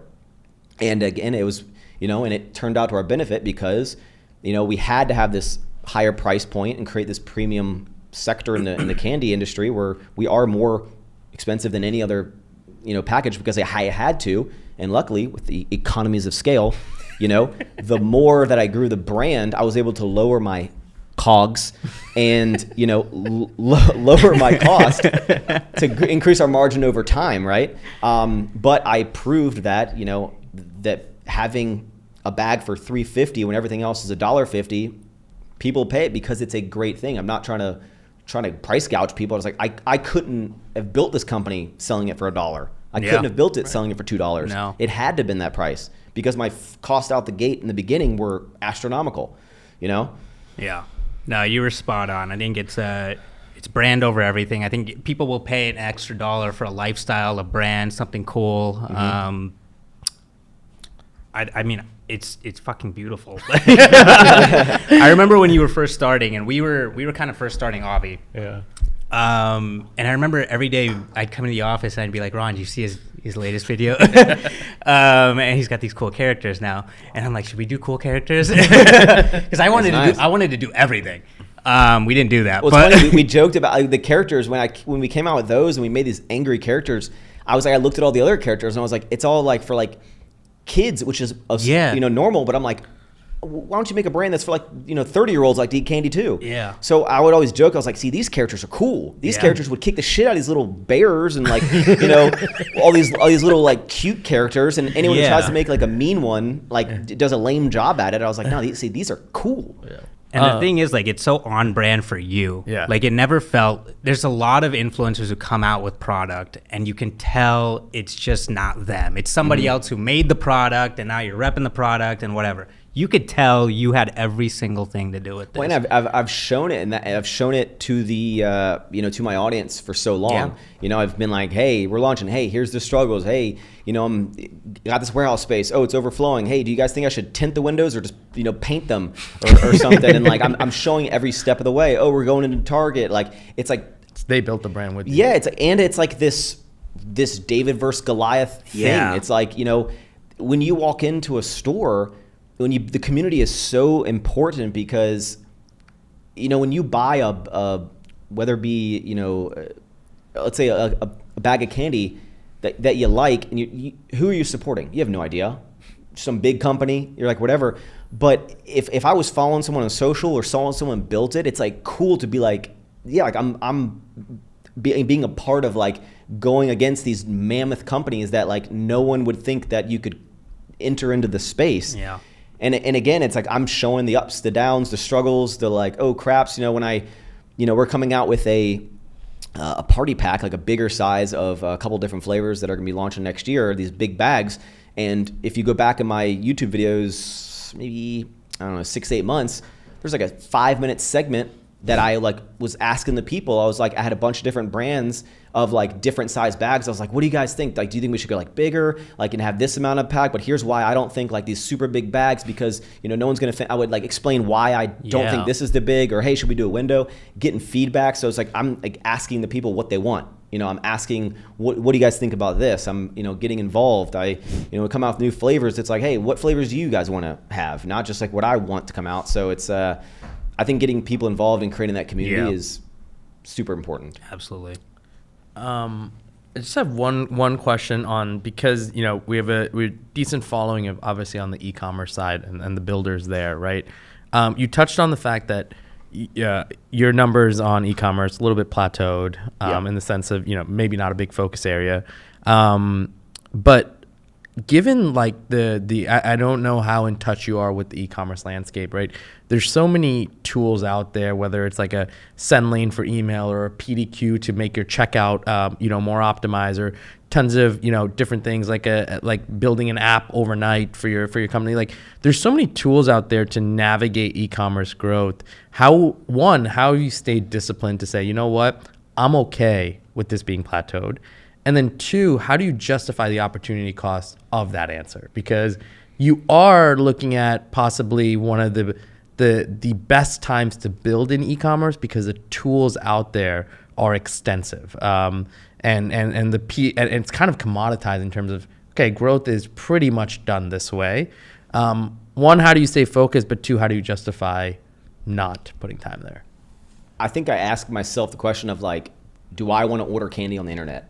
Okay. And it's one of those things, like it may not apply to a lot of people's businesses. That's why e-commerce, although, that's where you're gonna make the most margin, right? It's kind of a key part of the business to get new customers in. And we've tried a lot of different things with our ad agency to continue to try to, expand. We just recently, we've only been on Amazon for like 5 months. And now we're, top pick, Amazon's choice. And it's like, and we're driving ads there, and, that's doing great as well. But I just think that candy specifically, not that people don't want to order online, but as we continue to expand, you can get 3 to 4 flavors at your local Target, but if you want the other flavors, you got to go online, kind of thing, or you got to go in the random gas station who will have a lot more of the flavors, because the stores are only going to carry their top ones and to be in their sets, because they can't carry 12, 13, 14, 15 flavors. It's just more of like, instead of me stressing and applying so much brain power to the e-commerce, I'm like, why don't I focus on just the coolness of the brand, focusing on e-commerce, focus on optimizing the operations and the warehouse and efficiency and lowering costs and things like that, rather than the e-com, where I think candy is very, very unique, where there is going to be to the point that the bigger you go in retail, the less you're going to have online. Like, it's just who's going to order online? Why do I? If I can go to the gas station down the street from me and buy a bag of candy, why am I going to wait 3 days to get it? So it's just this, like, I feel like it's an uphill battle specifically for candy. Got it. I don't feel like that if you had maybe a supplement product or some other type of thing, whether it be I don't know, a lot of other items, but I just feel candy specifically is a convenience item, convenience store. You want to walk in, grab it, you see it, it's an impulse buy type of thing. I think it's rare that people are sitting at home and be like, I want some candy. Let me go on the internet. I can't wait for 4 days for me to get my candy. It's like, no, I'm already at the store. It's just, I think, a more unique product. It's kind of like where drinks and energy drinks and stuff don't shine online because obviously it's extremely heavy, expensive, hard to ship unless you're going to ship a whole pallet. You have to deal with damages all the time with that. And there's a reason why no one has really just absolutely dominated with selling canned drinks online. They're gonna have great success. Yeah, they're gonna do it, but everyone goes to retail. Yeah. It just is what it is for my specific type of business. But I also have no idea. I also don't have the perfect answer, and I also am probably not min-maxing the business as much as I could. Yeah. And that's why I see a lot of your tweets and everything about very specific business analytical things you're doing to grow, and I'm just like, God damn, I don't really think about any of that stuff. In retail, you don't need to. Yeah, it's amazing that we're crushing it. Let's say in Target, for example, and a lot of the other retailers that we are as well. It's not only in Target, but with a CPG product, you don't have to annihilate sales week over week forever to have amazing growth. You just need to do well and get into more stores. Yeah. I walked in before I came here. I walked in to get a protein shake at a random deli in New York that's probably been there forever, and it's this tiny little thing that makes ham sandwiches, and they sell, a popular brand, protein shake, and it's this random place in the middle that has a high end protein shake. Why is that here? But it's it's just distribution. Yeah. It's just out there. So it's I'm focusing on getting into more stores rather than that. But it's the e-commerce we're going to continue to grow. Honestly, Amazon is we'll probably do I don't know. We've only been on it for a couple months. We've already done $500,000 on Amazon in a couple months. Wow. And that's almost this beast of when you just type in sour candy, Sour Strips pops up. And once reviews run the world on there, and once you get a couple good reviews, which is really frustrating because we have a 4.3, and the only reason we don't have higher is because with food products it's I didn't like this one flavor, 1 star. And it applies to the whole brand, and you're because you didn't like cotton candy, you 1 star. It's what? Why'd you buy cotton candy? Yeah, exactly. Or they want to try, but I'm you don't 1 star a brand because one of the flavors you didn't you just didn't like. I don't have a perfect answer because again, I don't have this really big background, and that's not what I take my time to learn about. Because my brain is just rushing so much with creative stuff, making videos, building the brand, that's just kind of how It's also like what you said. It's a difference in product. For us, we have to do a lot of educating. Yes. Candy is candy. There's not a lot of educating that goes into it. So you can make it look super, super cool. You can focus on the brand and just make everything look great. I was on your website earlier, and the website looks fucking phenomenal. Thanks, it's super, super cool. But if you probably talk to an e-com marketer, it's they want to do a billion things to make the the conversion rate go up. Oh yeah. Oh yeah. If you're Max, how do you optimize your landing page and all that? I'm I don't know, man. And again, it's there's a lot of things that I don't have to do that'll still have great success. But there's also things that I have to do that other brands don't have to do. So it's it's just a different product that has its strengths and its weaknesses. And it also helps, obviously, that I have a following that I can drive a lot of traffic. But it's just it's a unique product, and that's why I'm very much in the e-com space, especially on Twitter, and I watch a lot of podcasts. I watch a lot of interviews with people, and I like listening to the nerd stuff of the back end and of the operations, at least now because I'm so heavy into it. And it's interesting hearing the things people are doing where I'm I don't do any of that, but not in a look how I can do less and have more success than some of these other brands, but it's because it's a different product. Yeah. It's because it's very social media driven. It's because it could be, because of me, it could be because it's candy, that I don't think the same set of guidelines and rules apply that a lot of other people have to kind of follow. But I think it's also important to know that I don't think you have to follow this exact blueprint. When I first started the brand, one of the business partners who owns a lot of, Prime, Alani, a lot of these these companies, the owners of Congo, my buddy Tthe, who's one of the owners, he was telling me because he's extremely knowledgeable, crushing it in the space as a secret kind of, now with Prime, everyone knows who he is, but he was kind of telling me like, I was getting overwhelmed when I first was like thinking of the idea, first kind of went down the path. He's like, it has to be made for this price because you have to sell to retailers for this price because they're going to want this margin. There's no other way. And if you make it for more than that, like there's not possible. And I was like, oh my God, like I can't, the price I'm getting is like almost double of that. Like, what am I going to do? And he's like, oh, you have to do this. And then they have to be in this size packs. And and that like overwhelmed me. But I've learned that just because there is an exact way, that there is a formulaic like path to go, or that other people have had great success, doesn't mean that is the only way to do it. Agreed. How does it apply to you, and whether you grow a little slower, a little faster. And again, like you have to enjoy the ride. Like you have to enjoy it. And I'm loving building this brand. I'm loving it. And we're like doing a lot of cool things. We have a lot of super exciting new items coming out next year, and a lot of changes that are going to happen. And it's like I wake up every day super excited to keep growing the brand.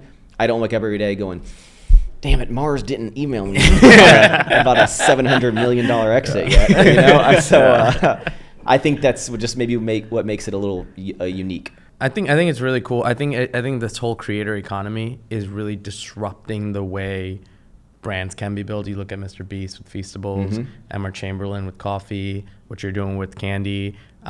It's just like it's disrupting the blueprint. Yep. And I don't think the word blueprint should be tossed around anymore. Like it's you build how you best can utilize what you have, whether it's a community, whether it's following or the creator, whatever it may be.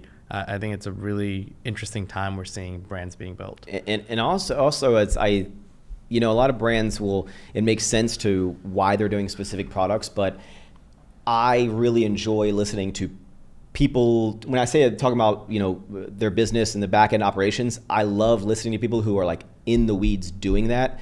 And you can look at a lot of large influencers who have brands that are doing crazy numbers, but they're a partner in it, and they're just kind of yes or no approving things. And if I was like, hey, what's your tie-high on your pallet size? Like how many units fit on your pallet? A lot of people, these big influencers, they have no idea. No clue. I'd be like, they don't even know where the warehouse they is. have no idea. And I'm not saying like, look how cool I am because I'm building it or whatever, but it's just like it's there's a million different ways to run the business. Yeah. And if I had a partner or partners or back end or people running and who have had experience, could we have had substantially more growth?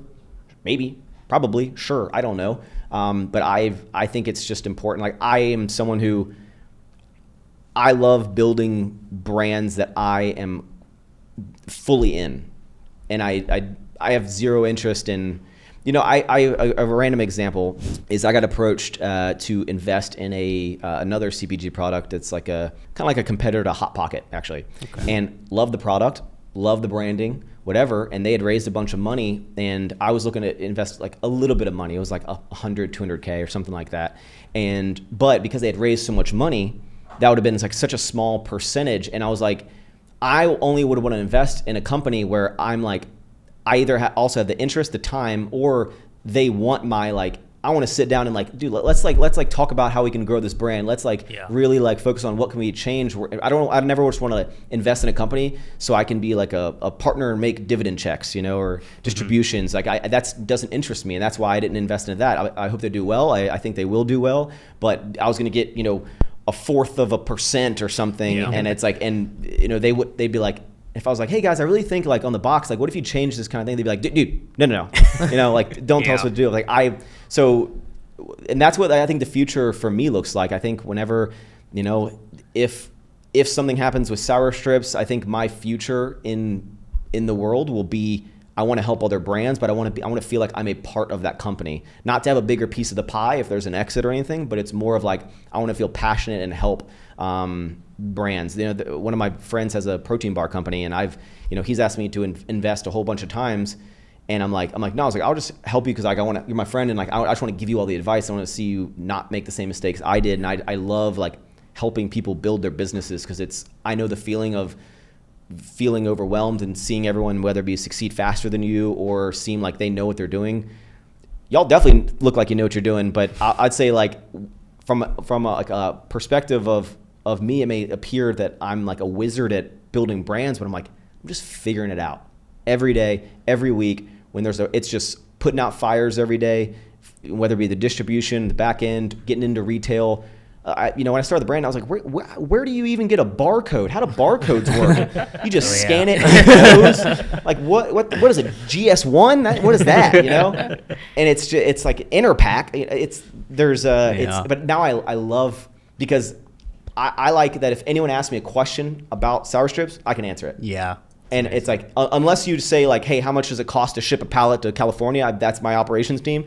But like, as far as reasons why we did this, what we did that, what is the next, I can answer any question because I know about it. I can tell you why we did it because it's like I'm in the weeds and I take a lot of pride in it. But I don't know, you'll own it every day. But what I hope that people take away from mine, and I joke about, not knowing what I'm doing and figuring it out, but like, just as like when I started YouTube and I tried to like be this motivational guy and go down this path and be like, this is what I need to do. And I realized that I just want to be the goofy myself and be relatable. I think talking about how I don't understand a lot of things and I'm not doing it the traditional way, I hope what it does is give a lot of people who are hoping to get in this space the motivation that like Maxx is just a guy who never has been in this space and is figuring it out, and like I can too. I don't need to know everything. I don't need to invest my life savings into this, and it's like you can start small and you can expand and you can just figure things out. Right. I think one of the things you touched on is you don't have any partners. Yep. It's just you. I almost really quick is when I first started, I originally did have partners because I got a lot of inspiration from my friend Christian Guzman, who has 3D Energy, and he had the Congo guys behind it. And when I came up with the idea to start this candy, I was like, oh, like you have to have partners. Like I can't, like you can't get into retail. Like I don't know anything about this. Like I don't know what I'm doing. Like I just thought that was like what you did. You had partners. Everyone has partners. And I had two buddies who are some big, knowledgeable business guys in the real estate world. Okay. And they didn't know what they're doing as well, but they were like, oh, like they know business a lot. They're very successful. So like, we could figure it out. I was like, okay, cool. We'll split it a third, and we'll all figure this out, right? And we went down the path for probably 6 months and hit a lot of roadblocks, and it just kind of fizzled out. And then I stopped the whole idea of even doing the company because I was like, I can't figure it out. They couldn't figure it out, so I definitely can't figure it out. Yeah. And I shelved the whole idea for like 5-6 months. And that was when I was in Virginia. Then I moved to Texas. And I remember just one night I was like, I'm gonna try to figure this out. I think I can do it.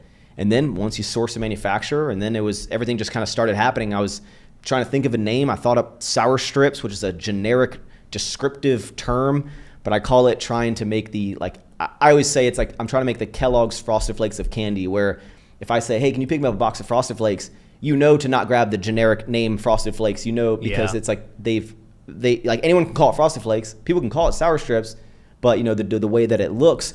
But I thought this name of like, instead of being like, actual candy, sour strips or something, I thought this name, and then Sour Strips Instagram was available. Sourstrips.com cost me $200 on GoDaddy. That's amazing. Yep. It's insane. I know. So it's just started all falling in line. But I originally did have partners because I didn't think it was possible to start something like this in this space. And this was kind of before I was an early entry in the CPG starting a brand type of world. Right. Now, obviously, you see all these creators with products, and they have. Most of them have partners for a lot of reasons because they need to focus a lot on content. And I can tell if someone has partners immediately, just like I can tell if someone's not natty You know, if I look at them, I can tell if someone has business partners because I know the amount of time, attention, and thought that has to go into every aspect of the business.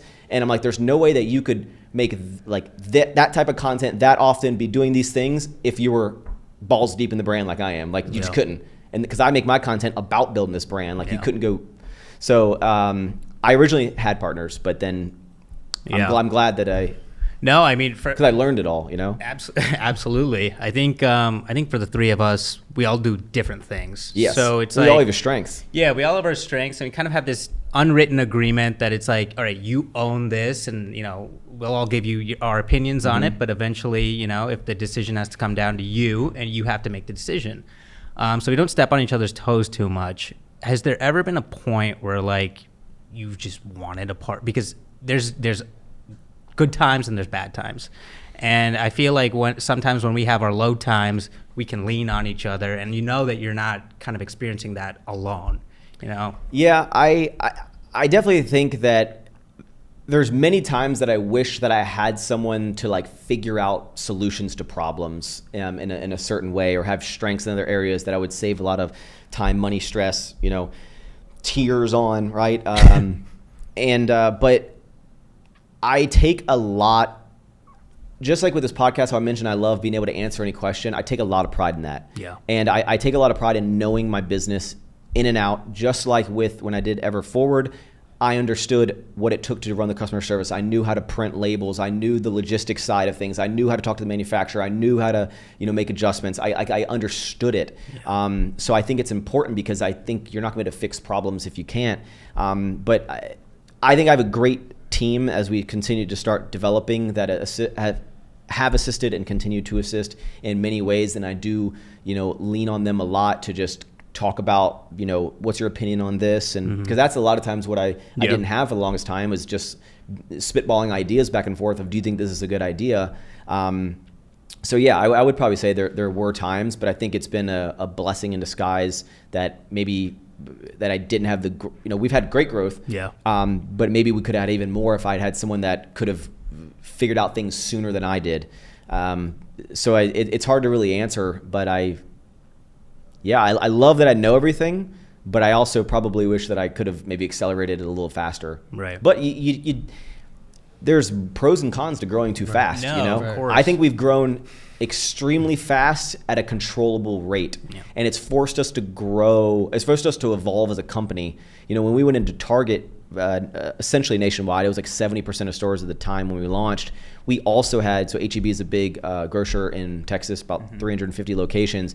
We had this huge, like 200,000 bag promo event at the exact same time as launching into Target. So it was this massive undertaking that we had never done anything remotely close to that amount of volume, and we had this strict timelines, and it forced us to grow up and evolve at a very rapid pace. So, you know, everything kind of happened at a way that helped us, you know, evolve as a company, where we look back at that and laugh now because we're doing that like weekly, what we were, stressing out about and figuring it out. How are we going to do this? You have to ship it to 7 different distribution centers. What? Like, how do we do that? You know, like, so it's, I don't know. I think if you have the ability, I mean, y'all are a unique group because it's like, I think having partners that are all in the business together is much different than having a face of a brand and having partners in the background. Because they're just like, not that they don't care, I don't mean to use those words, but like they're just like, just make sure the brand grows, I'll promote the brand. It's like, I think when you have partners that you're all in it, I think that is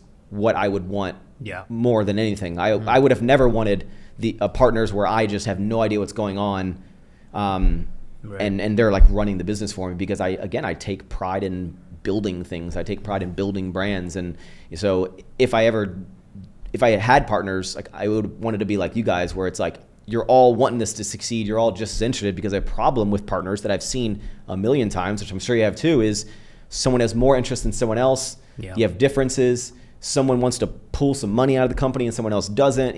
There's a million possible ways. So, y'all are learning a lot of things over your, all the businesses you've experienced, much different than someone else, because you're learning a skill of like balancing tasks and, interest in the company. And, I would never want one person to be like, man, fucking John over there is not doing shit.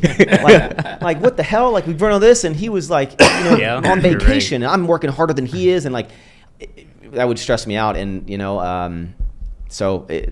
I think that all the pieces have fallen how they have. So you can't really be like, I wish things were different. No, yeah, but absolutely. Who knows what the future is going to hold for me? I don't know. If the goal right now, right, is to go from tens of thousands of stores to call it hundreds, right? Mm-hmm. Do you think that the team needs to grow with that type of scale? Like where do you feel like do you feel like you can take it to that level, or will you need? This is probably gonna be like a cocky thing to say, but I almost feel that like most of our business, just it's with its unique nature, with it being social media driven, with it having the place in the market as it is, with me having my loyal followers who want to see me succeed and are a part of the brand. It's a unique situation, right? But our business is essentially like 80% of it is just warehouse stuff, like operations, figuring out whether it be having enough space, product, figuring out the best way to get stuff packaged, the best way to get it out the door. And the way I look at it is it's just growing the operations side of thing. It's not, I really am not sure that we will have a sales team. With drinks and stuff, you have to have regional reps that are doing those stores, whereas with candy you can ship it directly to the store and the people who work at the store are going to stock the shelves. You don't need to have a whole network of regional, all these different managers and things like that. So really it's like, we'll need to get a handful more of an inventory person, expand the social media team, so we want to start doing like some events and stuff, so one person can't do all that, and then because I'm so hands-on, I'm fine with doing a million different things. I'm fine with being overwhelmed. Like I'm fine with wearing 50 hats. Like I'm totally cool with it. Whereas with all the employees, it's like, all right, let's push you. Let's not push you too far. And when it's time, like when things start slipping, let's delegate the least important things that you don't need to focus on to someone else. Yeah. But the way I look at it is, if we've been able to handle everything we have, it's just putting more candy in more boxes and going out the door at a different rate. And the growth of our company will be departments and teams literally in the actual warehouse itself. It's like, okay, now we have, and these roles don't exist until they do. So, we will have to have people of like, okay, you are the Target head of the Target department, and you have a team under you that helps do that. And, then you have the Walmart, then you have just wholesale, which is just the distributors. Then you have just the e-commerce. Yeah. But it's not a lot of people at desks. That's not the growth, I think, for the future. And for us, it's, whether we're in 10,000 doors or 50,000 doors, it's like, we just need more people in the warehouse. We make sure everyone's happy, make sure everyone's, as enjoyable as it can, which luckily we're in, climate controlled warehouses where a lot of people, are not. So it's as enjoyable as it can be. But again, I don't know. It's just, I've at this stage, I am very much a say yes to opportunities and figure it out later. We've we just got into 7-Eleven, and we're gonna, thank you so much. And like so that's gonna start there. We've gotten the first couple POs, but we're gonna start spreading out nationwide in 7-Eleven. Walmart's about to expand like crazy. Target's about to expand like crazy. Like we likely are going to go like nationwide with like Quick Trip, because we're like the number one selling candy in the whole Tulsa, Oklahoma area in Quick Trip, and now in Dallas, and like so all these things. But it's really just the same as the other ones. It's like you just got to know what distribution centers to do it. It's about timing. It's about having the right people of specific retailers, specific teams to not let things slip. And really most of our business is like the operational side, like in the warehouse kind of things, rather than a whole bunch of sales staff, about a whole bunch of, head of, like I'm the head of marketing, I'm that, like we just need to create cool like content. I mean, even like, but I definitely do need to delegate more, but I'm just like, if I can handle it, I'm gonna handle it. For example, like we come out with a bunch of cool shirts, like for Halloween, we come out with Halloween themed bags. The only way those happen is because I'm like, we should do Halloween bags. Like, okay, let me talk to my designer. Okay, make those. Okay, let's do some changes. Okay, cool. We should do promo boxes for these. All right, I'm gonna order some promo boxes. Like, there's not like, nobody's coming to you and being like, we got to do this. And that might change. And I never want to feel like that's going to be the way it's going to be forever. Yeah.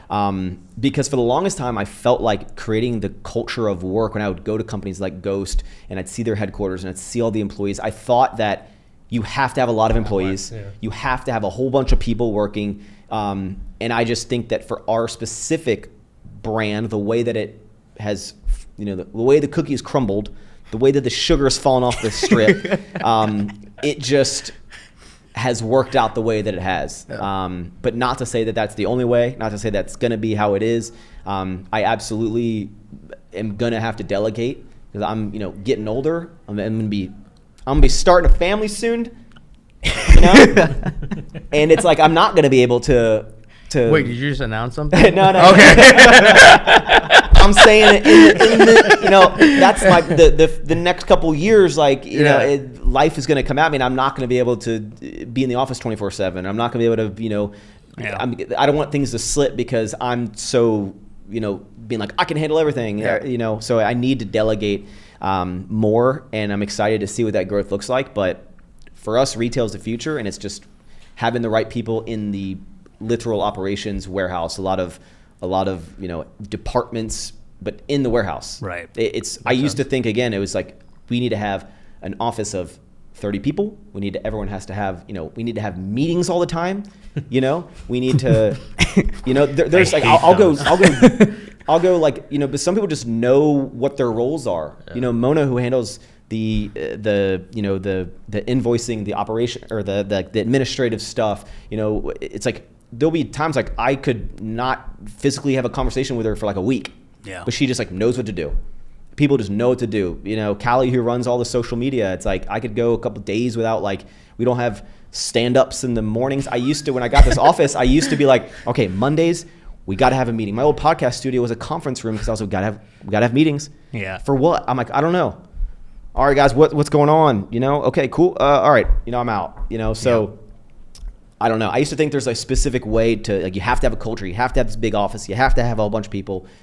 But it sounds like you already have systems in place, but they're your own systems. Yes. They're not the traditional systems that most companies have or some. And it's a have. fortunate thing of not everyone can build a company like we have to this level and not have a sales team. Right. That's outreaching that's trying to get into accounts. Right. I probably should, but at the moment I'm just like I kind of wait for emails to come in, and because at the moment we have these big accounts and essentially let's handle these, and then by the time we have mastered that account, someone else has been like, oh, we want to sell you too. It's like, okay, now let's focus on this one, and it just has been working out that way. But again, the way that our business has grown is not probably normal. It's not the traditional way to do it.